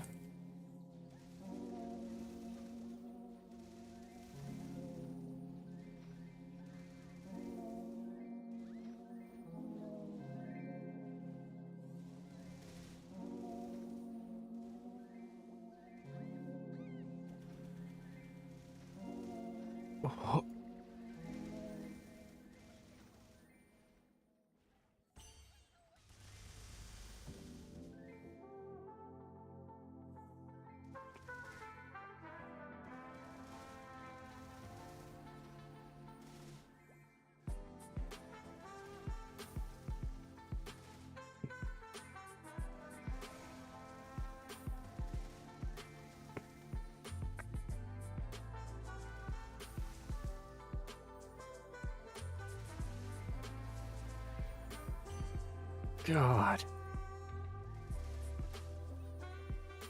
I can't believe cats can produce such horrid smells. Like, I had ferrets. You know? I had 3 ferrets. And for some reason that's worse. The cat stank. Freddy's stank is he's stinkier than a ferret.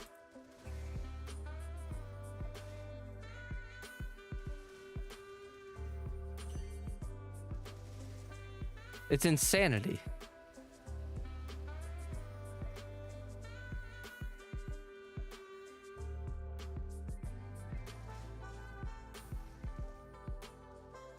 Trying to remove his stink glands. Yeah, I'll tell you what.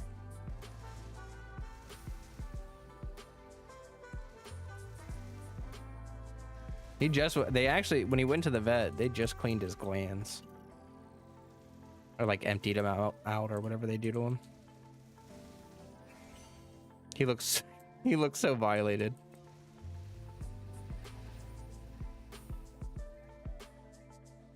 What I'm talking about is that cats have glands in their butt.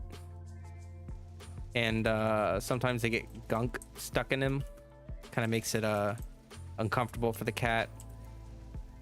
So when you go to the vet, if they've been scooting around on their butt or whatever, they'll check the glands to see if they're like full of gunk or whatever, which means they gotta finger your cat's booty hole. They gotta get in there and dig around. And the nurse, the vet tech, she was just ready. She was just like, she just went right in, no hesitation. And Freddy was like,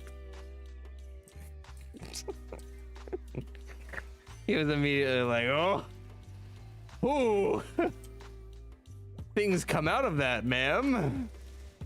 But yeah, poor boy.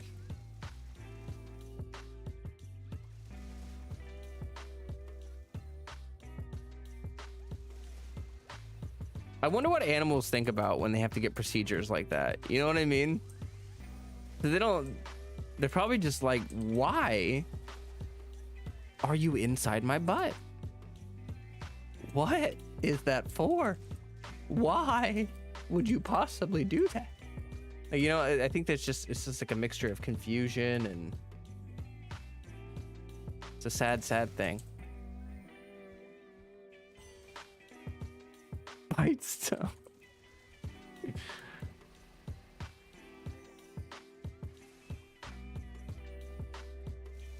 All right, I'm about to run out of EXP stuffs, so I can go put a wax melter in there and make sure that he covered up his own poop, and then also check his butt to make sure that he doesn't have some big old stinky dangler hanging out.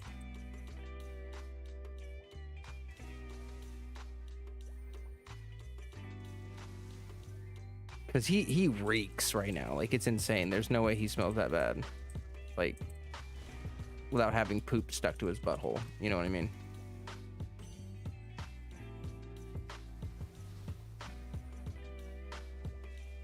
All right.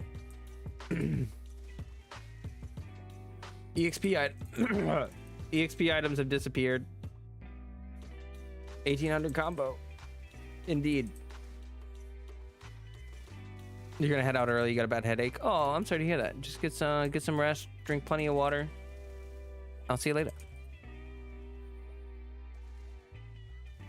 Feel better soon.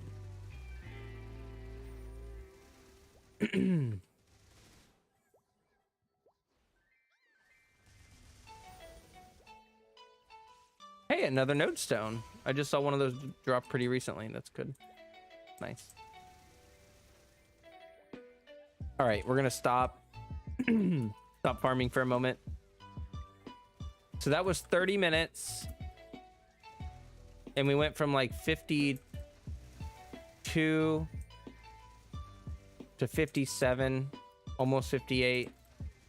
So 5% per half hour is kind of seems like what I'm getting here.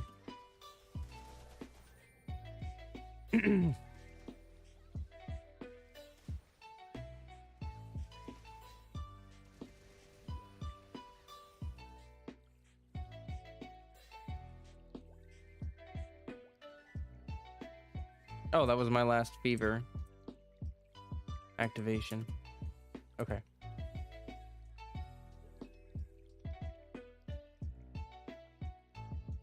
All right.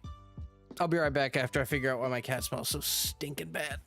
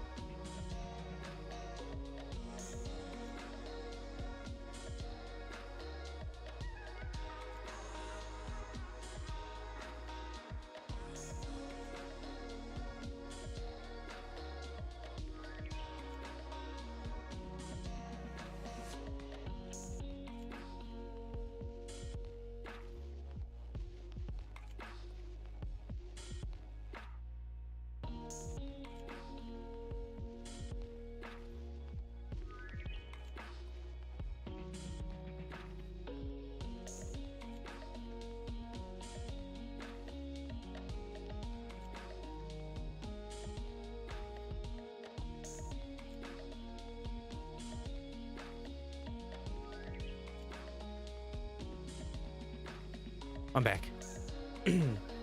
It's an endless fountain of birds.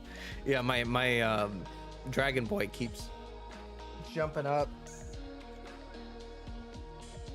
keeps teleporting and then jumping down.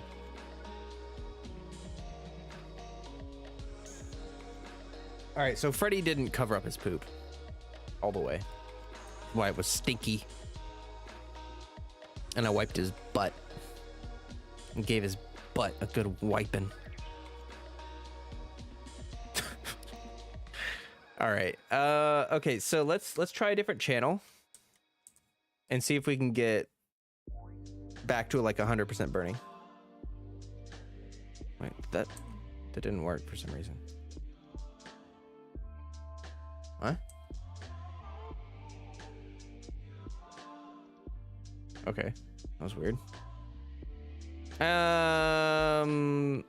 Kind of looks like someone's already here. Oh, but that's 100%, and I don't see anyone. I don't see anyone. I'm taking it. I'm taking it. It's mine.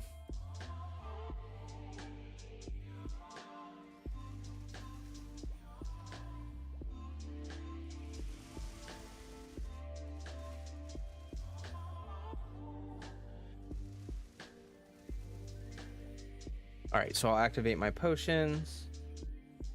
There we go. And we're back. We're doing the grind. I have to just not think about the fact that I need 120 billion more EXP. Just don't think about it. Just don't think about the 120 billion. Think about the grind. Just think about, don't think about the grind, as a matter of fact. Just anything but that. You know? The less I've noticed over my years of playing MMOs, the less you think about the grind while you're doing it, the better. Like, looking at your EXP bar is a terrible idea, because it makes it, you know, a watch pot never boils kind of thing. Like, you gotta just kind of zone out, do your farm, and then after, you know, I like to check after EXP coupons to make sure that I'm getting good value out of them. But otherwise, you try not to pay attention.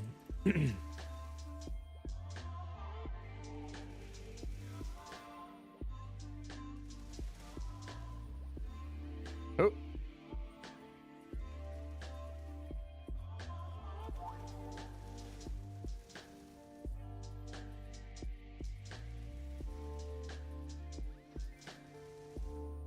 Wait, what did my sea wave just bounce off of? That was weird. I think it can bounce off this top area. Oh yeah, you can't fall through that. Oh, kind of good to know.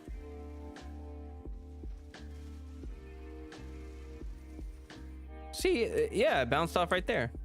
It still falls off like immediately right after though, which is kind of sad.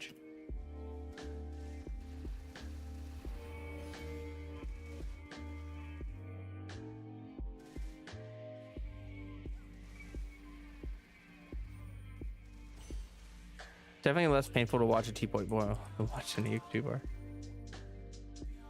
Yeah, that's true. Welcome, Sendalo. Good to see you. I don't know why I casted that skill. That was kind of dumb.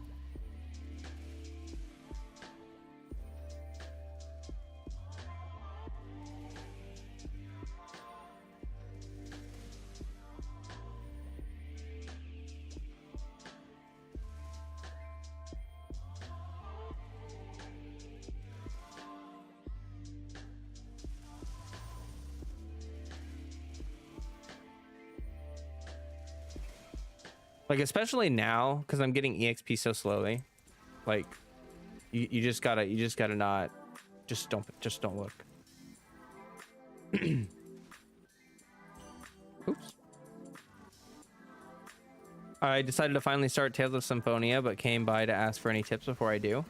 Oh, nice. I would say, I would recommend, don't be afraid to like stop sometimes and just farm a few levels. The way Tales of Symphonia is designed is they don't tell you if a mission's too strong for you. It's an old game. They don't tell you if a story mission is going to be really hard or whether the next area is going to be super hard. I think you can kind of tell from the level of the enemies and stuff. But occasionally, like if the game starts seeming like it's getting pretty hard, or you hit a boss that's really hard, just go out and farm some levels and farm some EXP, and it'll make the fight a lot easier. Because it's an old school RPG, you can outscale really hard bosses. Like you can just like get enough stats that they can't really do a ton of damage to you, and they can't, you know, and you do good damage to them. Yeah, other than that, just have fun. Oh shoot. I would also say there's a lot of secrets in Tales of Symphonia. There's a lot of events that you can miss, like story events or like character development events. If you're not at a certain place at a certain time, then that sounds scary fun. Reminds me of Pokemon Yellow days, just farming outside gyms to get stronger. Yeah, exactly. You'll have moments of like that for sure. That's a big thing. Also, I'm super happy this guy spawned. I just gotta watch out for that rain attack, as we learned the last time. Where'd he go? There you are. Okay, that's actually better. I'm gonna jump up, make sure I get all this loot. Initiating trace sequence. Well, I'm initiating bonk sequence. Oh, that stuns me. That's not good. Oh.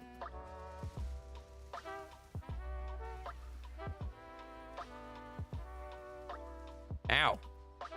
Rude. Here, let me... Excuse me, I got a buff real quick. Just don't mind me. Just give me a second.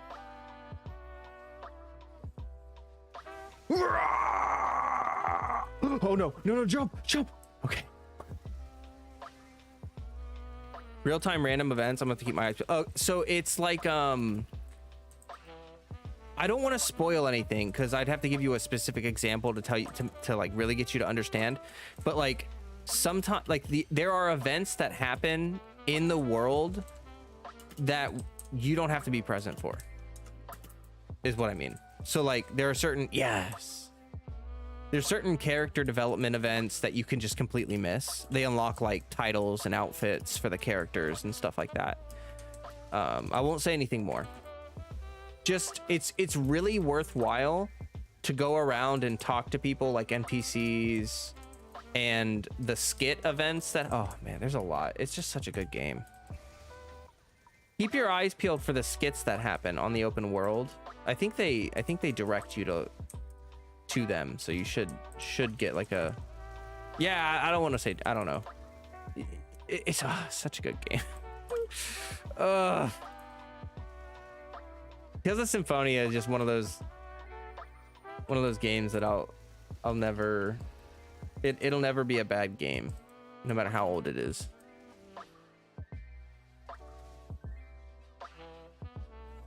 It's timeless. Vesperia is also good, but I didn't have the same emotional impact from Vesperia that I had from Symphonia. Symphonia hit me in the feels 100 times harder than Vesperia did. But I don't know if that's because Tales of Symphonia was my first Tales of game, and so I just have this like natural love for it. It is one of the best Tales of games, definitively. But yeah, talking to NPCs is a favorite of mine. I'll be interacting with everything then. Yeah, there's a lot of like really fun little secrets, you know, and I think it's really easy to blow through the game and miss a lot of the fun stuff. But there's also New Game Plus and stuff, so you'll be fine. I think my first playthrough of Tales of Symphonia was like 180 hours or so, and I missed a lot. But yeah, I probably about like 180, 200 hours on my first playthrough. It's one of those games where you can't 100% it on the first time through. Like, I think there are certain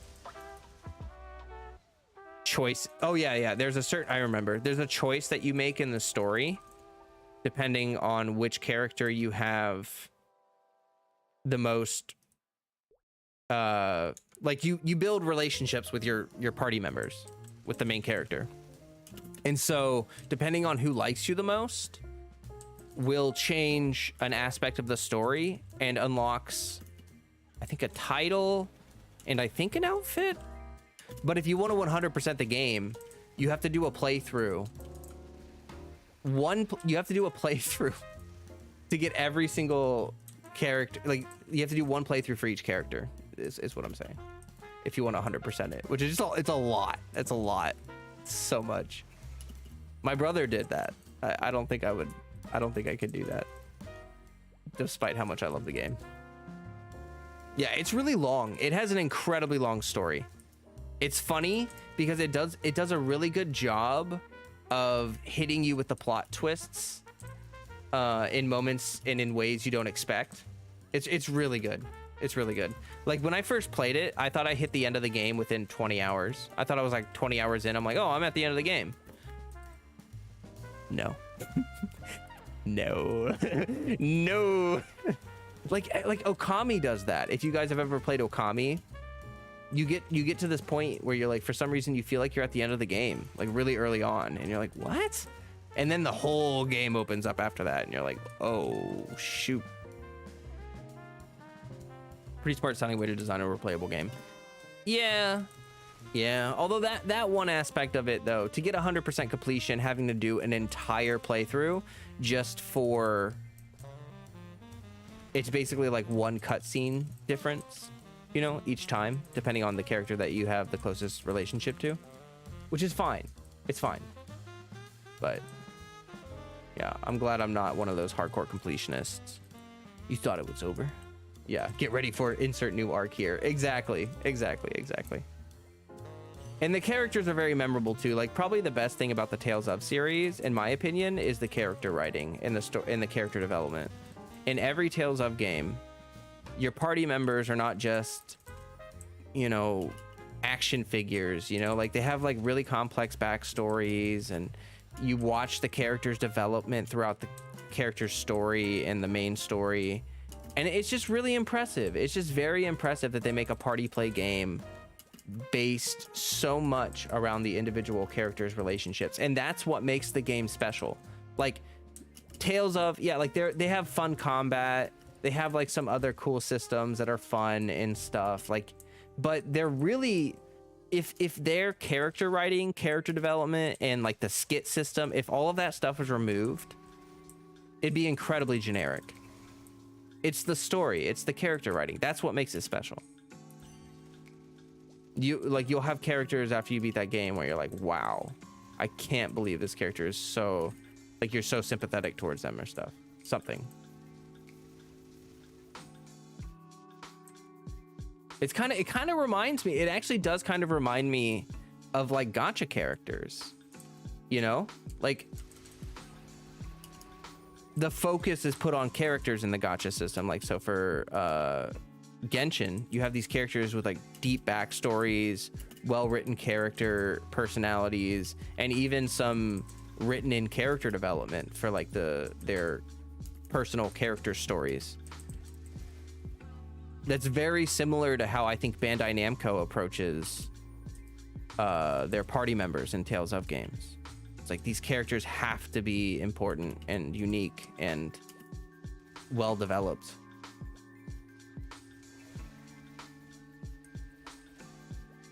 Yeah, I think you'll really like it. I think you'll play Tales of Symphonia, and then you're probably gonna want to play all the Tales of games. They're not all of equal value, I think, but they are all pretty dang good. Even the bad ones are still good, I think. They're just not as good because there are some like Tales of Symphonia is so good it's hard to. I would love it so much if they remastered Tales of Symphonia. Holy crap. I'd buy that so fast. Like if they like did a remake of it and just like updated the graphics, updated the skill animation, like just real basic stuff, you know, don't change any story. Just make the animations and everything look nicer. Oh my God. That'd be freaking crazy. Also, yeah, I would love to hear your thoughts, Sundalo. So once you're, you know, into the game and you've played a little bit of Tales of, you know, I'd love to have you pop into chat and share your thoughts, or, you know, DM me on Discord or whatever. I mean, I love those games. So it's just, it's exciting for me to like, you know, hear what people think about them and stuff.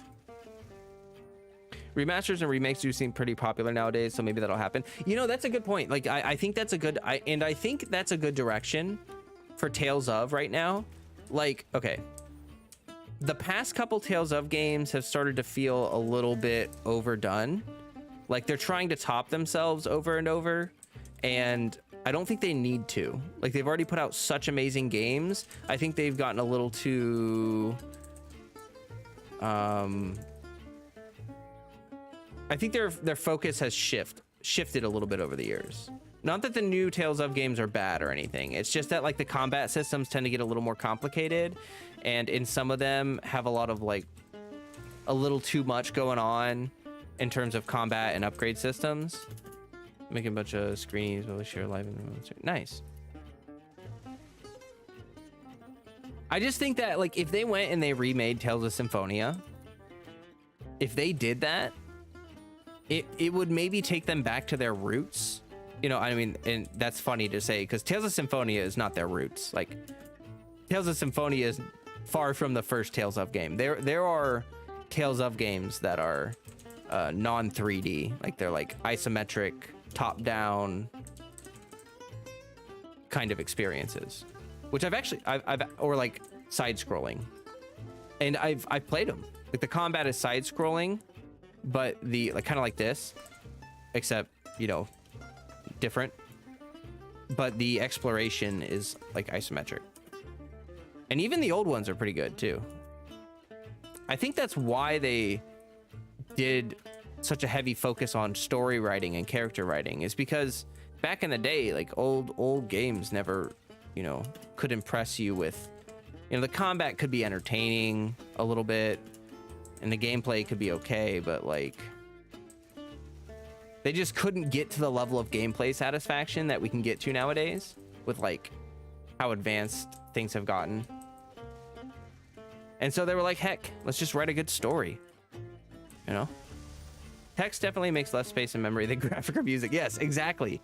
Like the skits are such a smart idea for Tales of games. Like basically what it is when you're in the open world, you'll walk across a particular spot or be in a particular area, or something will happen and it triggers a skit, and you activate it, and then you just sit there and listen to the characters interact. It's like almost like a small like sitcom moment or like anime moment where you're just watching the characters interact.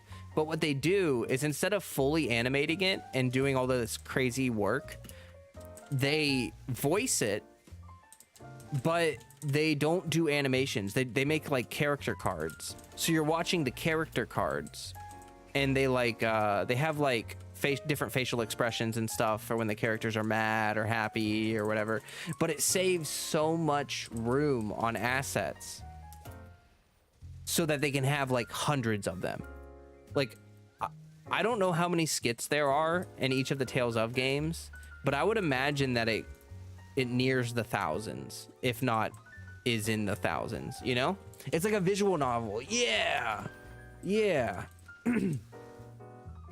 Little things like that other developers would probably think is a waste of time or like not important, it can add a lot. It can add a ton.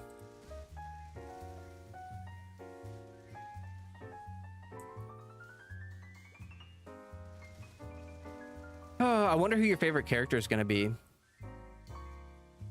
That's always a fun thing to ask people. Like, who's your favorite character from a particular Tales of game? Because it says a lot. It says a lot.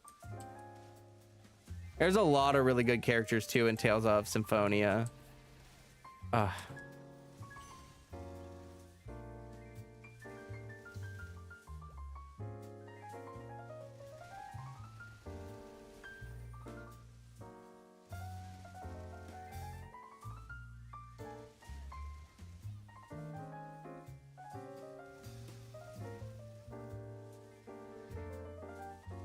can't wait to find that out too. It's gonna be fun.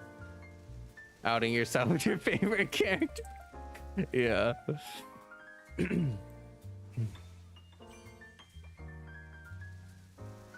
It's hard to pick though. I definitely know who my favorite is from Symphonia, and it's like one of my favorite characters. He's kind of like not that popular in the fandom. I mean, he is, but he isn't. He's not usually someone's first pick. Like, everyone likes him as a character, but he's never really anyone's first pick for like favorite character. But I just think that his story arc is really cool.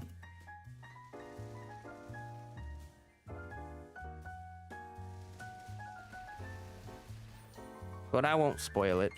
I'll wait until you get to the point where he shows up, and then I'll tell you who he is.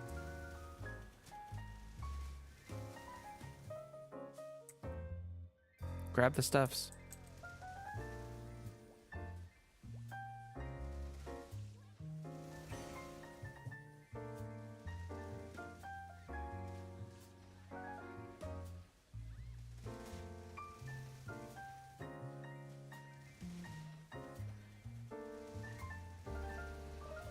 Yeah, you know what's interesting? Tales of Symphonia was the first video game to ever make me cry. When I was a little kid, I played a bunch of video games.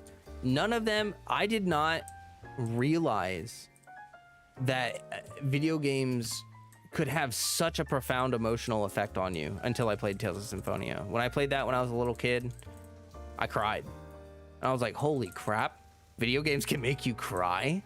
That's insane. But that really made an impression on me. I think it's one of the biggest reasons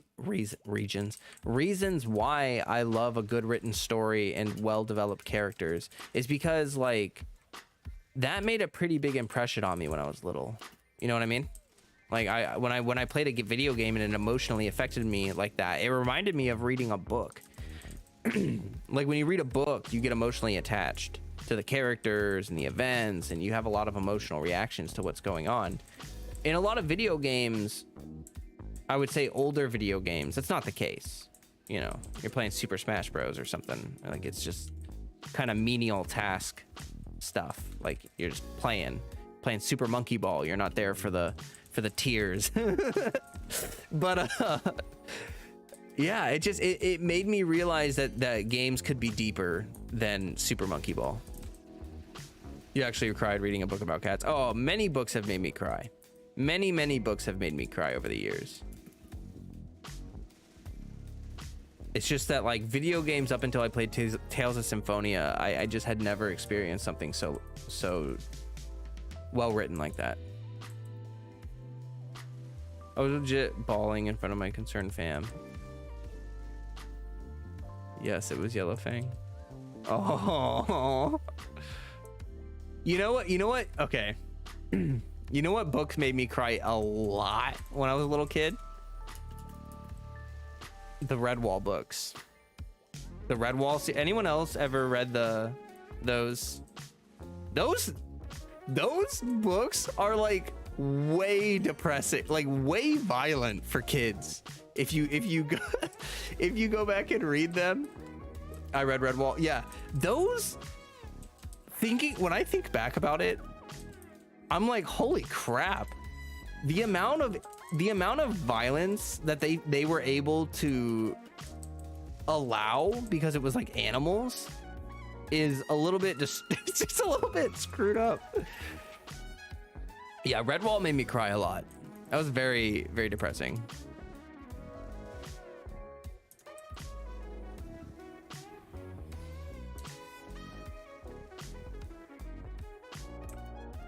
You adored the violence. Yeah, it felt gritty to me when I was younger, like Redwall felt very real and gritty in a way that was like, it was interesting because it's animals, but it's also maintained a lot of that like it didn't feel like a child's fantasy. It felt more like just a fantasy.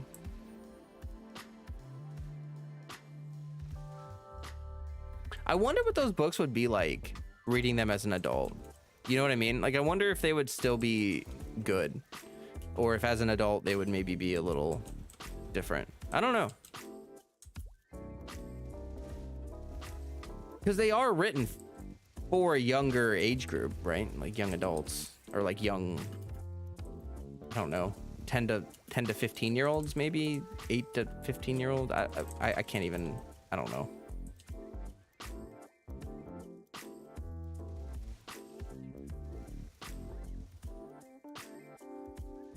What age do people start reading anyway? I actually started reading really late. It took me a long time to learn how to read. I was like one of the last kids in my class to learn how to read. And I remember I was reading I had a National Geographic magazine that I was looking at. And it was like about dolphins. And I don't know why, but for some reason it just clicked. And I was like, oh my God, I can read this. Oh my God, I can read this. And then I learned all about dolphins and I got really excited. I was like, heck yeah, I'm a genius. Everything reads at different ages. Yeah, that's true. It's everyone's very different.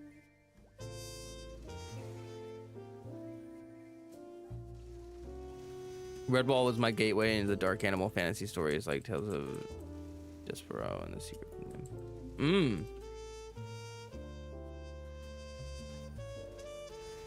I liked Artemis Fowl. That's also kind of like a dark fantasy.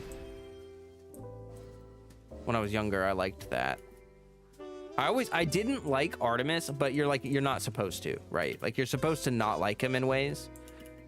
He was like an intelligently written, what would you call, like an anti-hero, you know? In my opinion. Yeah.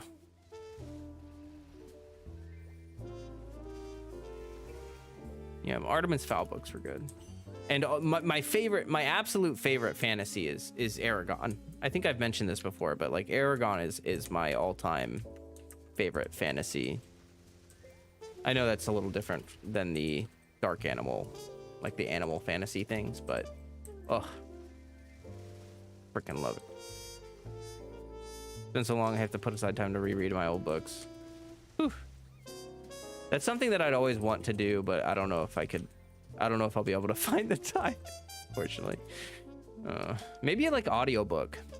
Maybe I'll like audiobook some of my, I don't know. I have a hard time with audiobooks though, because like sometimes I zone out and then I realize that I missed like a few paragraphs or a few sentences and I have to like rewind to make sure that I actually processed what was being said.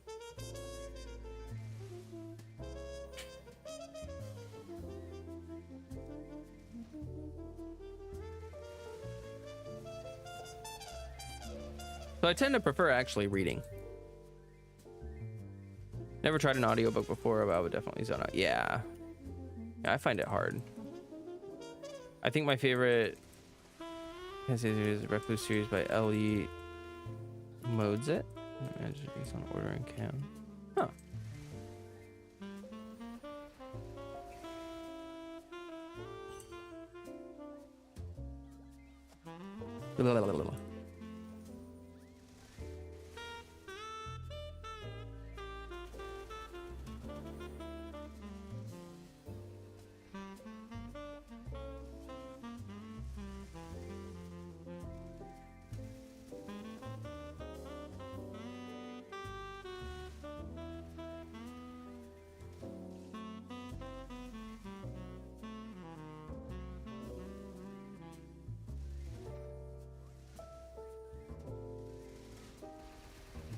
Anyway.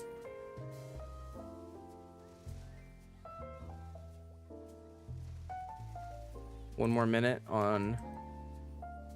Oh, gotta get that rune.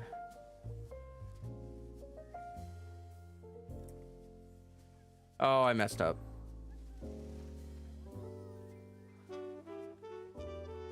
Down, over, down, up.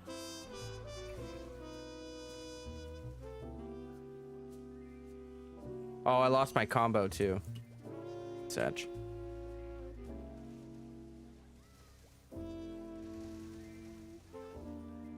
I didn't even notice when that happened.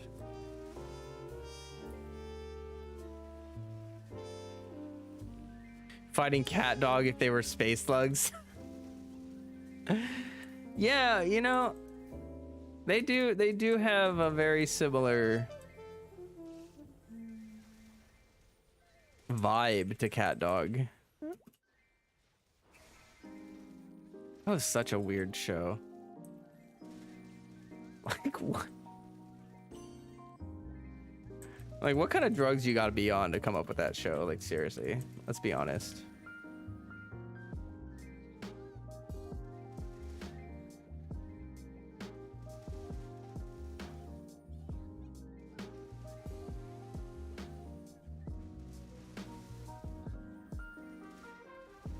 You're obsessed with the buffet episode? I don't know if I remember that one.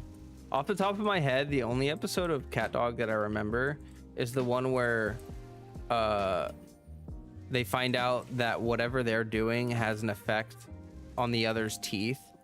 So like cat's teeth are terrible and dog's teeth are like pristine, even though dog eats all this garbage and cat eats like takes really good care of his teeth or whatever. And so they end up getting into an argument and like chewing on like metal pipes and like aluminum foil and like destroying each other's teeth. Like I don't know why I remember that, but I do.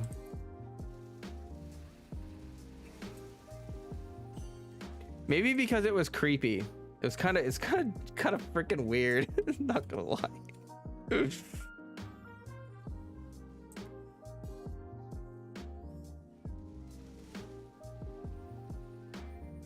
It was a wild show, but I loved it for how freaky it was. True.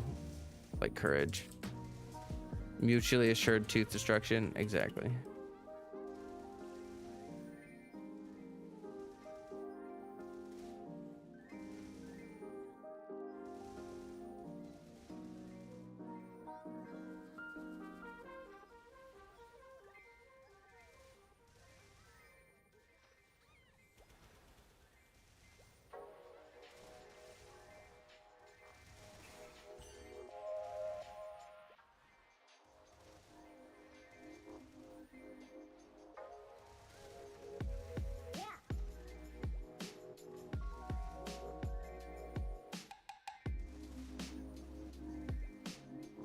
The buffet episode was just dogs trying to break in an all-you-can-eat ridiculous way.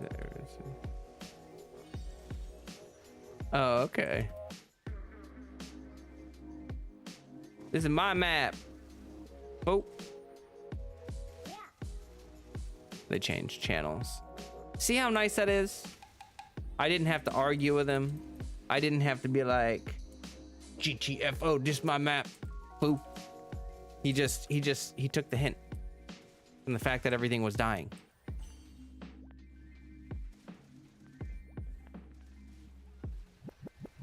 All right, I got 13 minutes of triple EXP. I used my triple EXP coupon. The second side.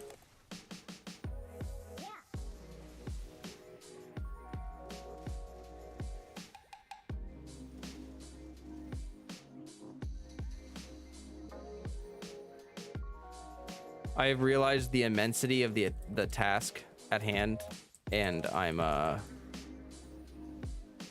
scared, guys. Hold my hand, I'm scared. I'm at 62% right now.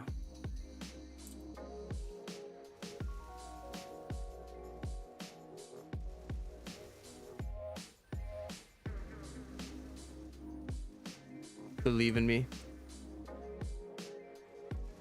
Yeah, I don't know. Okay, the thing I need to figure out is exactly how long I actually have. Like, I know the event ends tomorrow. Today's the 6th, yes, but it's UTC is the thing. So like yesterday at 7 p.m. EST was Monday reset. So yesterday for me, Sunday 7 p.m. and onwards was technically the beginning of Monday. Does that make sense? So like right now it's the beginning of the 7th.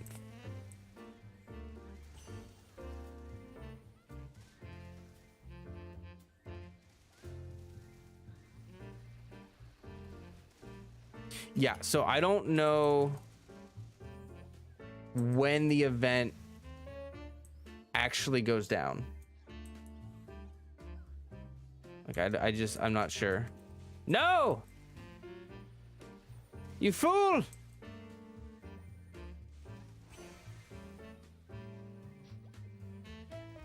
What are you doing?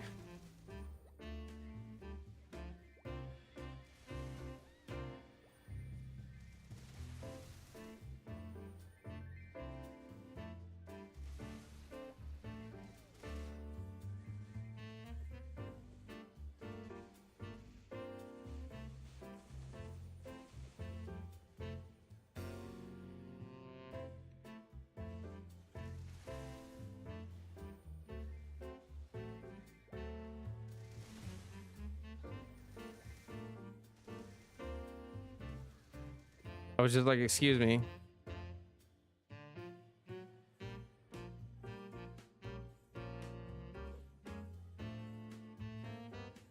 Like, excuse me.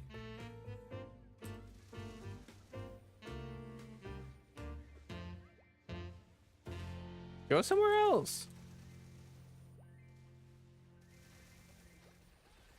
It's based off of that one, I think. I'd have to check. You've said that before.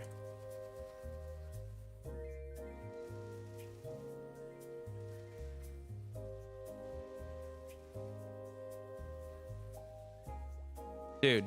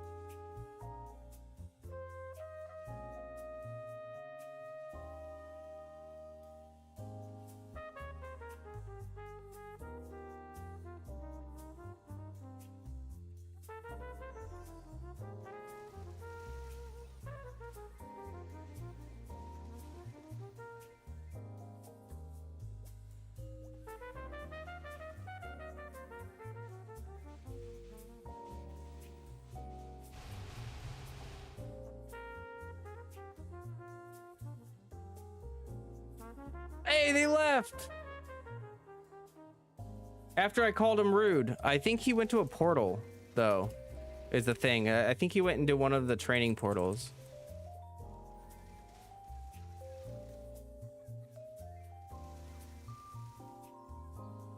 So I think he'll be back.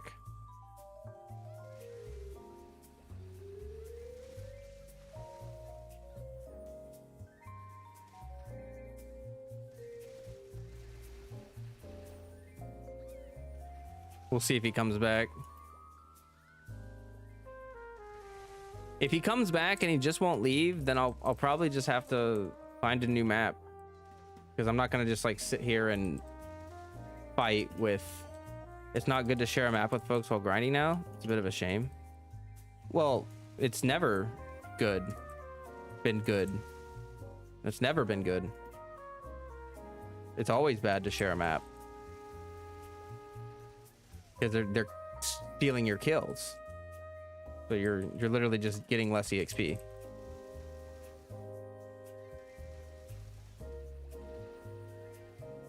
I think the only time sharing maps was okay was like when everyone was level 30 and you have skills that hit like literally one enemy at a time. Like in that case, like yeah, it's fine because you're just like punching one enemy at a time. But when you're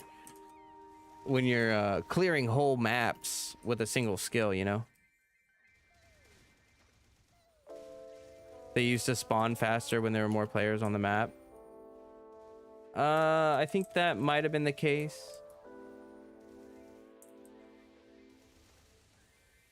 But as far as I'm aware, I remember sharing maps with folks at Hennessy's hunting ground in the dungeon. It was fine. Well, yeah. Yeah, and Hennessy's, when you know you're using skills like second job skills or something like that, it's fine. But yeah.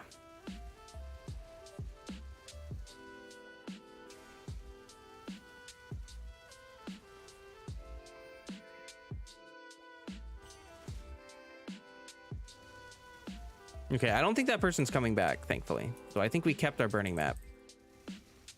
I successfully defended my map.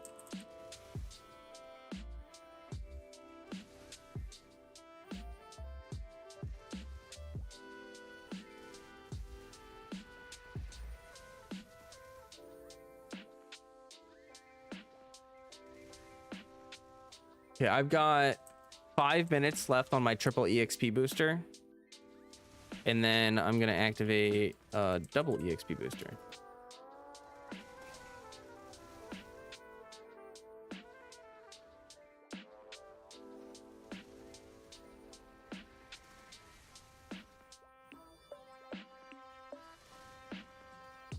Successfully defended territory. Exactly. I guess it's hard to chat while seriously farming, so it's not a big deal, but still. I don't think it's a big deal at all. You know, I don't think it matters. There's plenty of other stuff you can do in a party. When you're training, it's, I mean, most people are, I'm one of the few people that actually likes engaged farming. Like, Thunderbreaker is an extremely unpopular class. The reason why it's not a popular class is because a lot of people view it as too much effort, too little reward. And what they mean by that is that there are other classes that can do similar damage with less button presses. And well, we're chatting while I'm farming, aren't we? In game, I mean. Well, yeah, but there's, when you're farming, like you said, you know, you're not really chatting. You're trying to efficiently use your experience, and you can chat with people when you're not farming. Like, people sit in cities when they're done training, and they just sit there, so you can chat with people when you're not. You mean in game? Yeah, I guess I just don't. I just don't think that really, I don't know.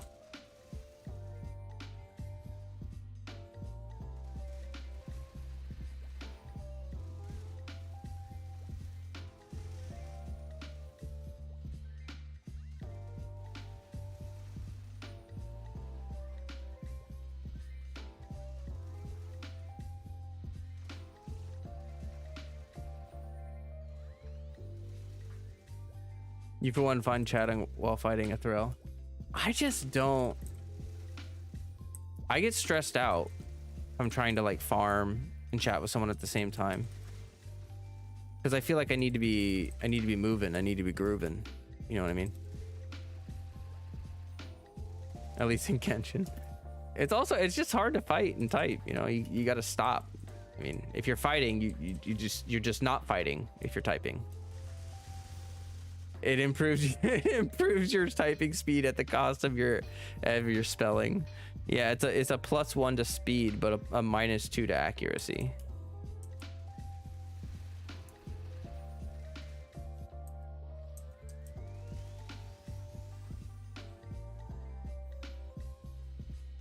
Buff. Okay, here we go.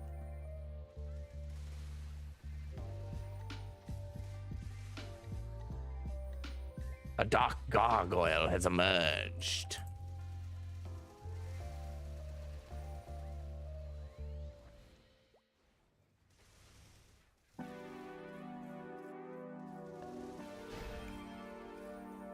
Yay!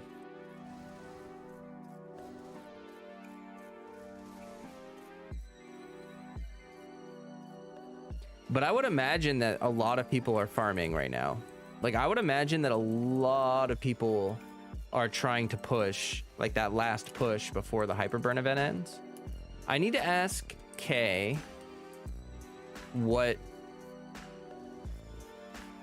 time the event like ends.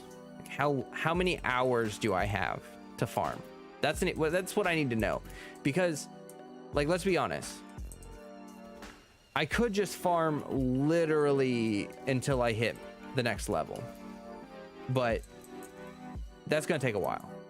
It's probably gonna take, let's see, if I'm getting 10% an hour, that means I've got 3.5 hours left of farming. Okay, so 3.5 hours is doable, but if I can take breaks, like if I have enough time to take breaks between, like, do like an hour, you know, take a little breaky poo, do another hour, take a little breaky poo, like that would be preferred. So I'm kind of abusing stream right now, I'm not gonna lie, I'm sorry for that. Because I'm just sitting here, you know, just farming. Like it's just I'm kind of using the stream time to make as much gains as I can. I hope it's not too boring for you all to just hang out with me while I beat the crap out of spiritual cat dogs. But I feel like we've been keeping it pretty engaged, pretty fun, chatting. Yeah, exactly. Still having fun. That's good. That's good. It's different from Genshin. Like Genshin, you're either doing nothing or you're like really engaged with content. You know what I mean? Like I feel like that those are the two modes with Genshin. I'm not used to just like grinding on stream, like just farming, you know? Spiritual cat dogs. Yes. Yes. I heard Forspoken flopped. That game. Eating your edamame. Sounds good.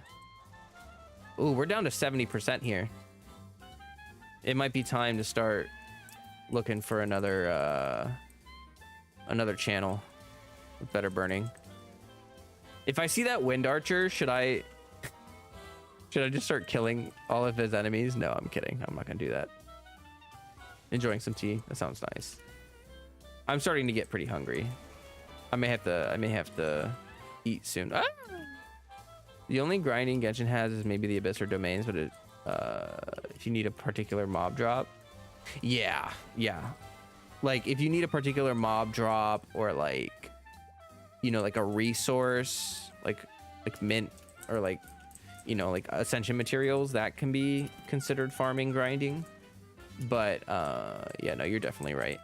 There's very minimal grinding in Genshin, and honestly, that's one of the, you know, that is over the years one of the things that I've come to appreciate about it is like, on one hand, you know, people wish that Genshin took up your whole day or whatever, or like had the options to like grind for things, but on the same time, it's like it takes very minimal effort to keep up with Genshin. You know. Jasmine for this cup. I'm not a big fan of jasmine tea. Never been into it. But I do like peppermint. This song always makes me think of Fallout. It just sounds like a game you would hear in Fallout.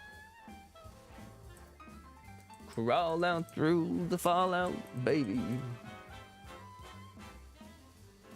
I like that Genshin doesn't take much per day, but I just like that it wants to spend that time every day without fail. Yeah. Yeah. I mean, they certainly want you to, but like right now, for instance, I'm waiting for Dia. So we just finished Lantern Rite. I'm going to get Lisa's skin. And then I'm going on like minimal Genshin mode. What I mean by that is like I'm gonna do my dailies when I feel like it, and I'll spend a little bit of resin here and there, and I'll maybe do the events, but like I've stopped doing Abyss, and I'm just gonna like chill for this whole half of the patch, because this banner cycle I just don't care about, and I already have all the primos I need for Dia. So I can just like, I'm straight chilling. You know what I mean? This resin is the only actual progression. If you don't spend it every day, you're not actually progressing. Yes, but one thing I've realized over the years is that like my account is to a point where like it doesn't matter if I spend resin or not. Like I've got so many teams put together.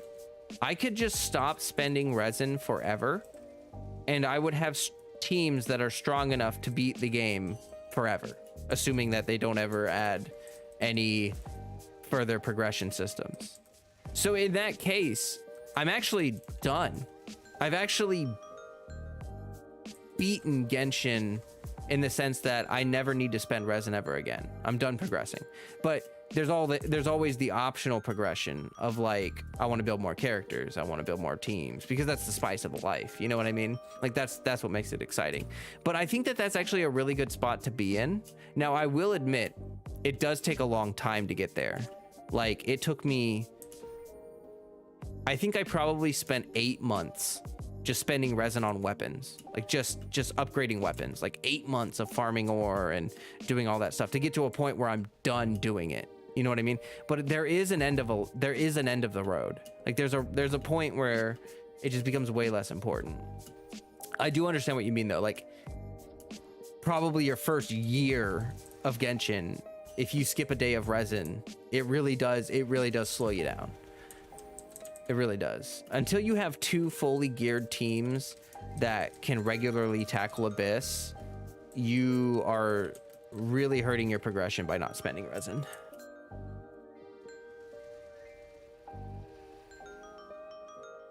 I'm in the same boat. Saving for Dia is tough, but I got exploration and Alhaitham's story quest saved now. Yeah. I've got a bunch of world quests I need to catch up on, a bunch of other stuff to do. But lately I've just like, I don't know. I just felt like I needed a little bit of a break from like after Sumeru came out. Gosh, it's overwhelming to be a content creator when a new region drops for Genshin. It's a lot. It's just a ton of content. And, you know, I just started to feel a little bit tuckered out, a little bit of like Sumeru fatigue or whatever you want to call it. I don't know. I just like, dang, this is a lot of content, like so many quests and stuff. I just wanted to kind of take a little bit of a break from it so that when I come back, I'll be like a little more fresh faced for the exploration and all the world quests. And I won't feel like I'm forcing myself to do it. Thankful for the options I have for when Genshin gets too much. Yeah.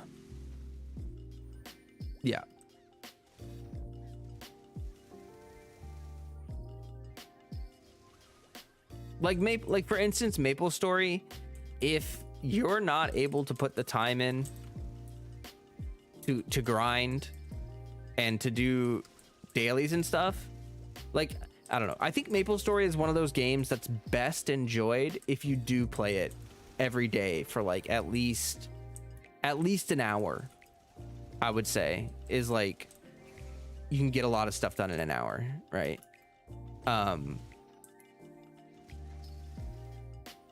But if you're not able or willing to put that kind of time in, I probably wouldn't recommend MapleStory to someone, you know, because it is an MMO. Like it is an MMO, and there's a lot of MMORPGs that are afraid of the grind and they're afraid of the farming and they're afraid of all the time sinks because they don't want to scare away people. But like let's be honest, like that's why people play MMORPGs. So yeah, I don't remember why I brought that up. I'm just rambling. I've just been vomiting. Oh crap. Guys, my EXP coupon ended a while ago and I forgot to refresh it. Oh, actually, I did try to refresh it, but it wasn't hotkeyed. It wasn't hotkeyed. Son of a gun. All right, hurry up. Okay, there we go. This one's 15 minutes, right? Yes. I don't know why I hovered over when you can just see the time on it. MMOs are definitely more about grinding, it feels like, general. Yeah. I wonder if there are any more about the RP, like RP servers and WoW. Final Fantasy 14 does have a big role-playing scene. Elder Scrolls has role-playing guilds, like Elder Scrolls Online has some role-playing guilds. I don't know how active or popular they are, but they do have that. Yeah, I think if you want to RP, probably Final Fantasy is your best option. I would recommend Final Fantasy 14 for that. From what I hear, they have a rather active scene there, so that would be probably the best one. And also, like, Final Fantasy probably has a ton of systems that are helpful for that kind of thing.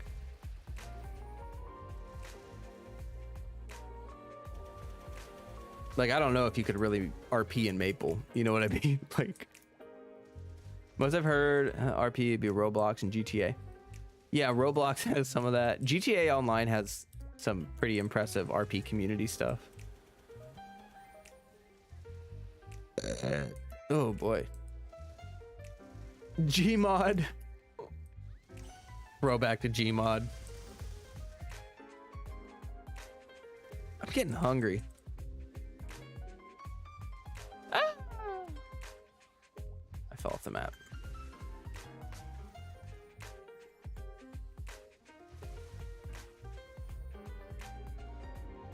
Trying to, there we go.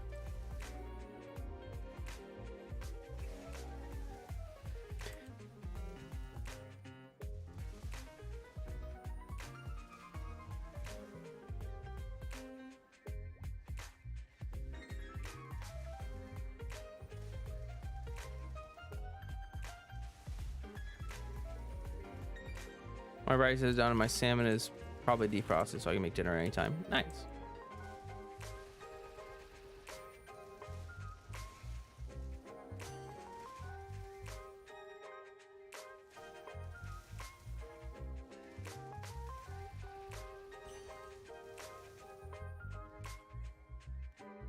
Wait, what broke my combo?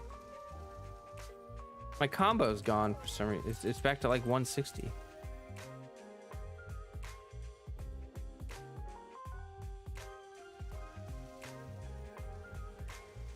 That's another thing. That's one way I can tell that I'm like, I should probably take a little breaky poo, is if I can't even maintain a combo. Like, what am I doing? I'm gonna say earlier, I calculated out the cost per calorie for Trader Joe's spicy chorizo. Actually, pretty good value. I thought I mentioned it was something you like. Nice. I do like chorizo. You mean the chicken sausage?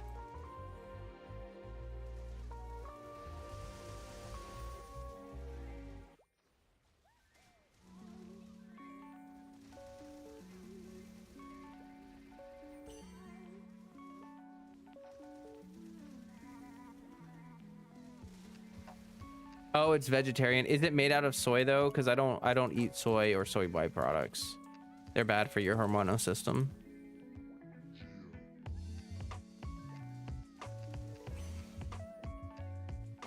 Hey, Glitch. Good to see you. So I asked if you were vegetarian, vegan, but I think I had a meat ever like it. Yeah, I mean the substitutes are usually pretty good tasting. But yeah, I don't consume any soy. It's not good for your hormonal systems. Soy converts to like basically estrogen in your system, which is not good for men or females. So soy is bad for you? Cries, I eat so much soy products like soy sauce, tofu. It can lead to infertility issues with regularity for periods. It can lead, obviously men can have issues with too much estrogen in their bloodstream. Here, look it up. Look it up.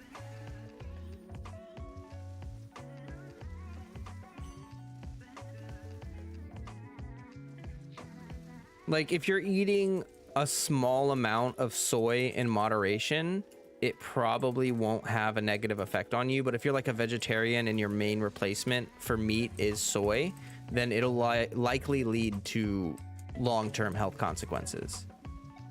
You weren't playing it. Well, yes, but there are other way more serious, like do you want brittle bone disease? Like, you don't want osteoporosis, I'm sure. So like those are more serious consequences. It's not like a big bonus to get infertility along with your broken bones. Yeah, but it's just like if you're a vegetarian or a vegan, make sure you source your protein from a variety of things, like not just soy. Like, you want to get it from other methods as well. I said a medium bowl of butter to edamame. Yeah, in moderation, it's okay. Just not as a primary source of protein, which is the issue that people run into, is they use it as a primary source of protein. I do get a good variety of protein myself, but it's good to know for sure. Yes, that's good. That's good. That's all that matters. Like, it's just like I have a friend who's vegetarian that really likes some of these prepackaged processed vegetarian things, and a lot of them were just soy byproduct stuff. And I was like, yo, you're eating a lot of this. Like, that's not good. Soy milk is also bad. Yeah, don't do soy milk. If you're gonna do an alternative to milk, do almond milk. Soy milk is you're gonna run into the same issue, especially if you're doing it daily, like with cereal and stuff. Anyway, enough health facts. Also, you should only be eating beef. If you eat meat, you should never eat beef for your own health more than once a month. Once a month is safe for beef consumption. If you eat it more often than that, there will be negative health consequences. Beef is terrible to digest. It's really hard for your body to digest beef. So, yeah. Maybe oat milk. Oat milk would be good. Almonds are bad for the environment. Yeah, that's true. Almond milk does have a pretty bad impact on the environment. It takes a metric butt ton of almonds to make almond milk, and it's not sustainable for farming. So yeah, like oat milk is pretty good. I actually think oat milk tastes really good too. I don't know if anyone else agrees, but I think oat milk is pretty yummy. It sucks, but there's a ton of tasty good plant-based alternative. Yeah. I think beef is one of the easiest meats to replace.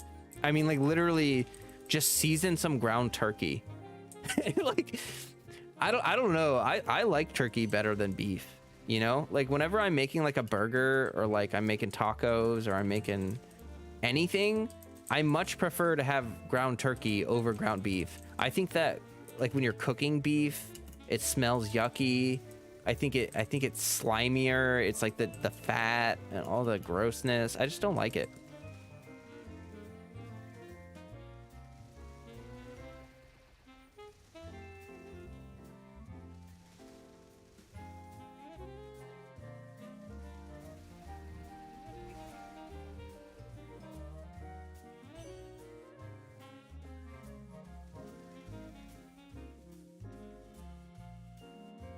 Oh, I still have 6 minutes left. Okay. For some reason, I thought the EXP coupon was like ended.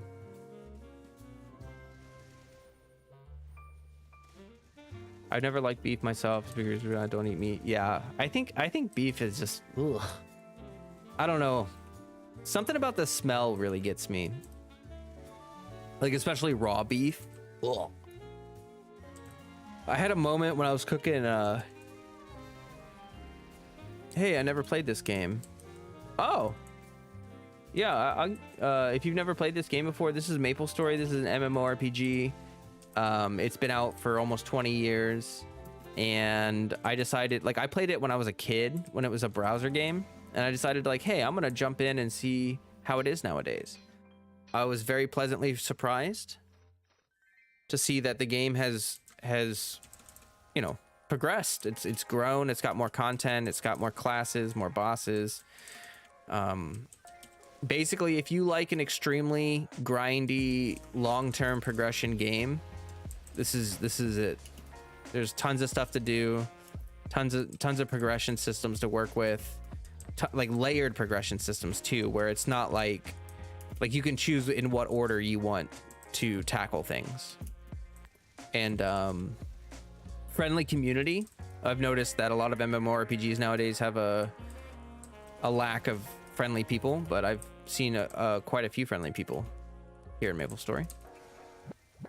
You know, it's got housing systems, yada yada yada yada.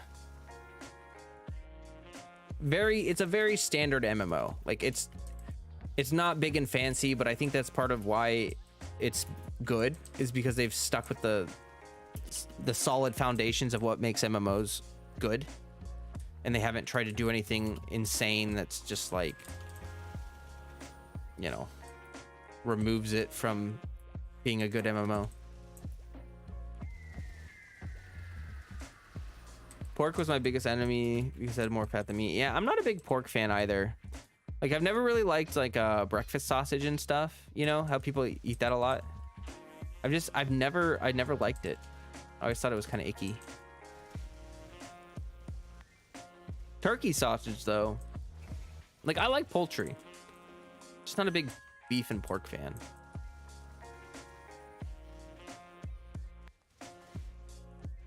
Like, I know a lot of people like beef and pork and they eat poultry just because it's healthier. But if you gave me the option between beef, pork, and poultry with every meal, I would pick poultry every time.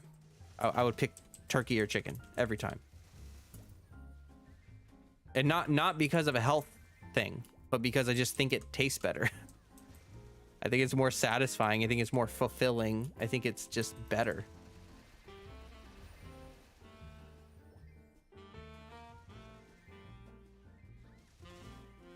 Twitch chat is dead arena. There is nobody in Twitch chat. But that's okay. If I'm cooking, I'll take chicken too. Exactly. Exactly.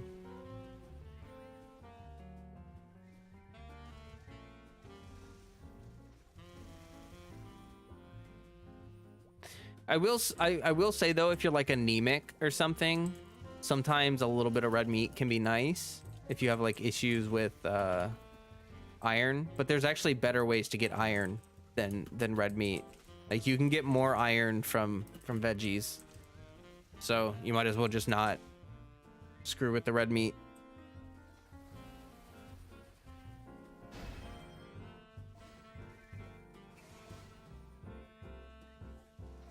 Oh shoot, the more we talk about meat, the more I wonder if these spiritual cat dogs, you wonder what they would taste like. I don't know. Good question.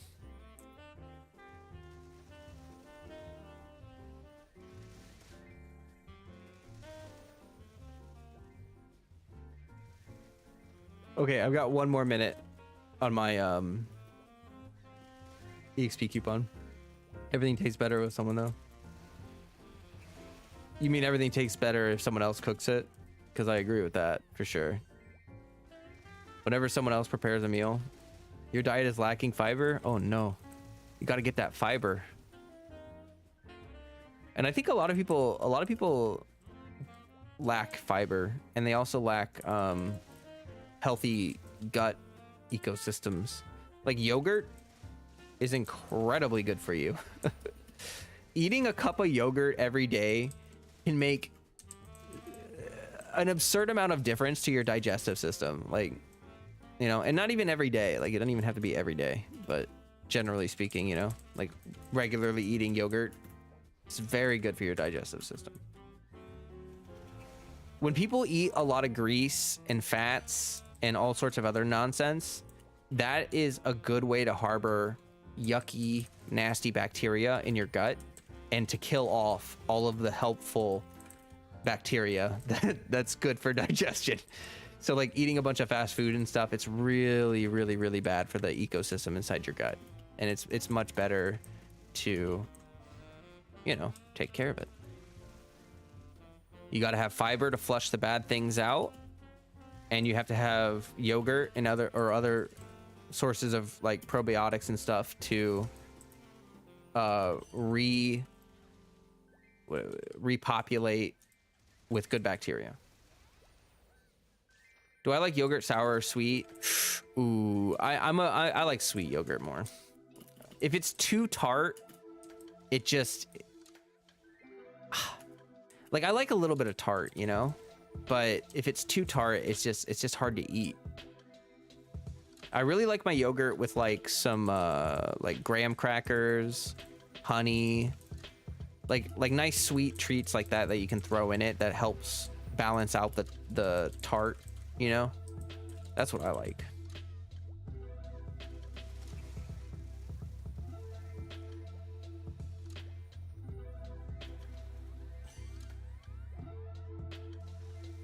All right, my coupon's about to end. Oh, I think it did end. My EXP coupon ended. Okay. I wasn't paying attention. So we got to 66%.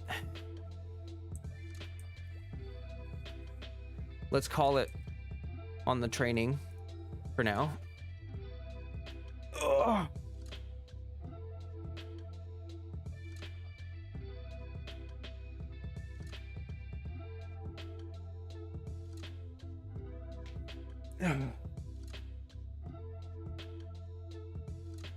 Did you guys hear my back just explode? Wow. I just had so many vertebrae pop at the same time. That was nuts. Oh. I gotta stretch a bit. After a grind like that, you gotta take a little breaky poo, do a little stretchy poo. Oh.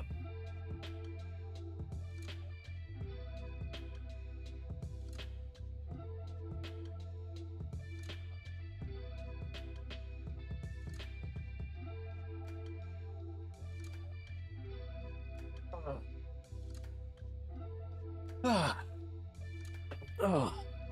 All right, let's go to face screen, face cam.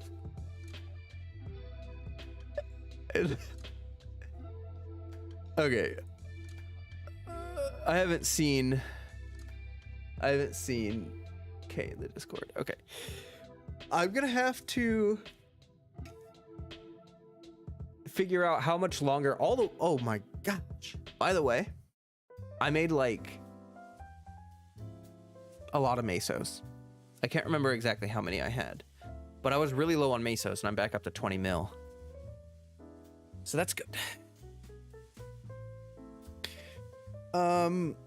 Yeah, I gotta figure out how much longer I have to farm, because probably 3 more hours and I will hit level up.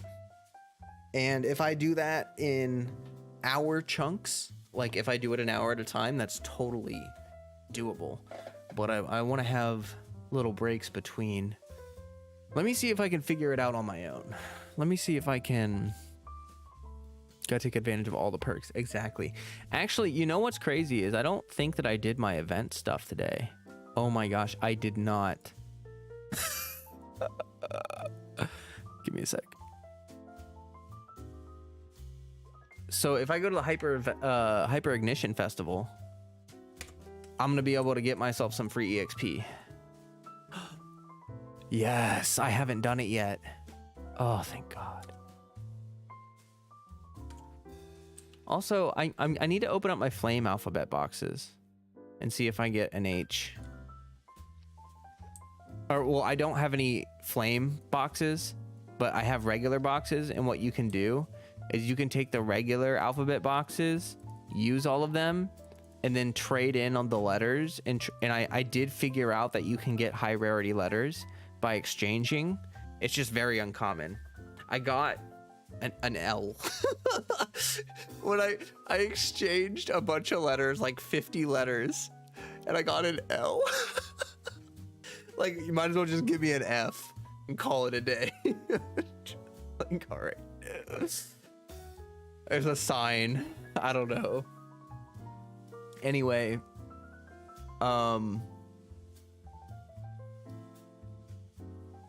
after doing the hyper ignition stuff, I think I'll be at about like 70%. And then from there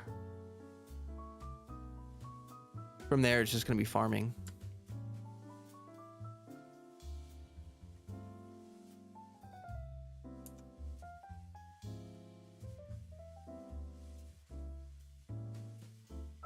Yeah. We've been going for about 3.5 hours. Just one more time, I will say YouTube link is pinned in Twitch chat, and the Twitch link is pinned in YouTube chat, and my Discord is in the description of my YouTube thing. When did I start streaming Maple? I think this is the 4th or 5th Maple stream, 3rd or 4th or 5th Maple stream. I've only been playing for a couple weeks. I've been playing for about 2 weeks, and I got to level like 230, and then I started streaming. I was checking out the game on my own to see if I liked it, and then I started streaming it. So, yeah. Been a couple weeks now. I play on Barra server in North America. That's,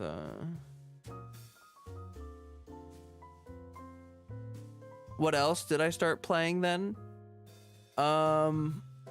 Nothing really. I've just been checking out MapleStory because it's an MMO that I played a long time ago when I was younger, and I wanted to check it out again, you know, like see where it's at after so many years. I mean, it's amazing to me that the game is still even alive, to be honest.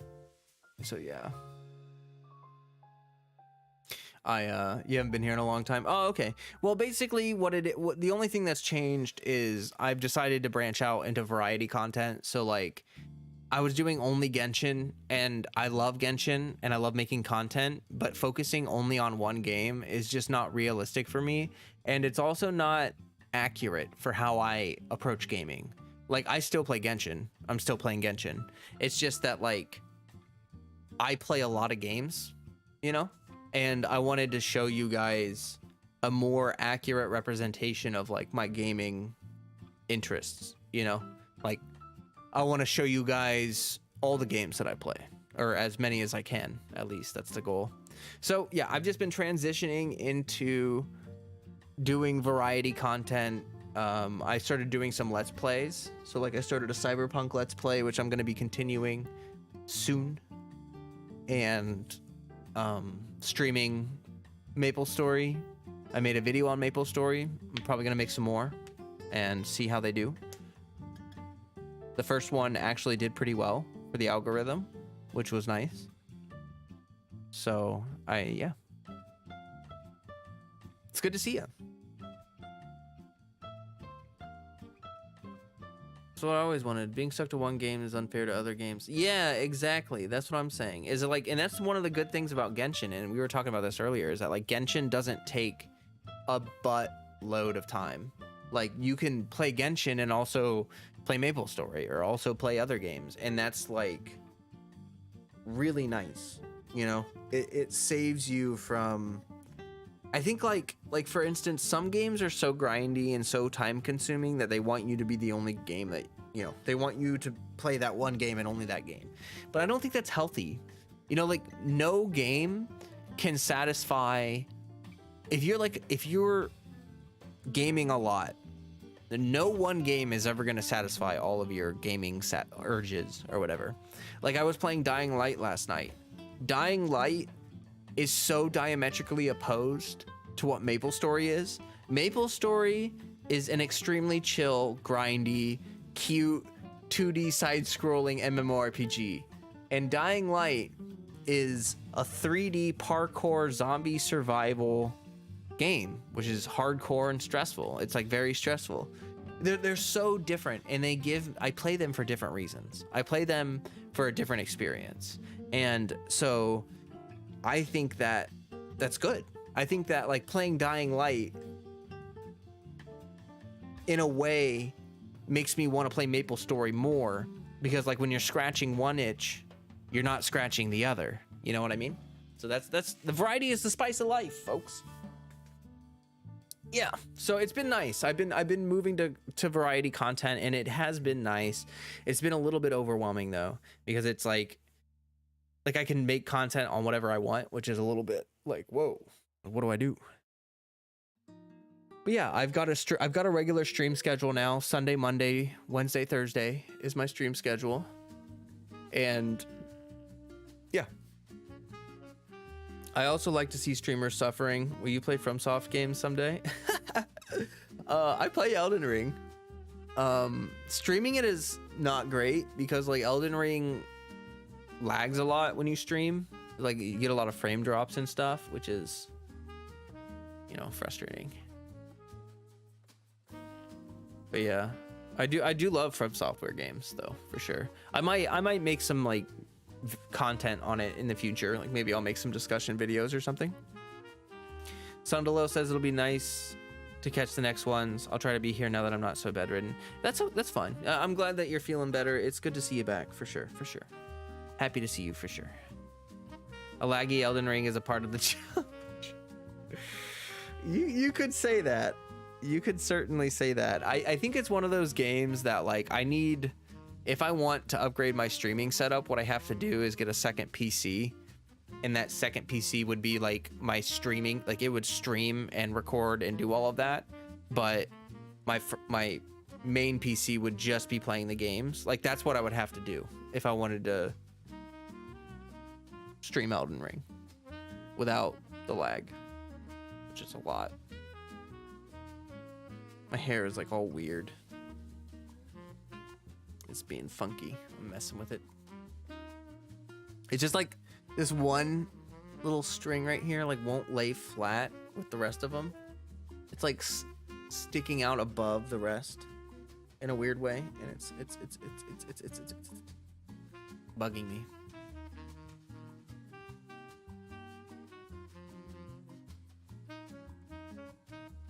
So yeah, we're probably gonna go ahead and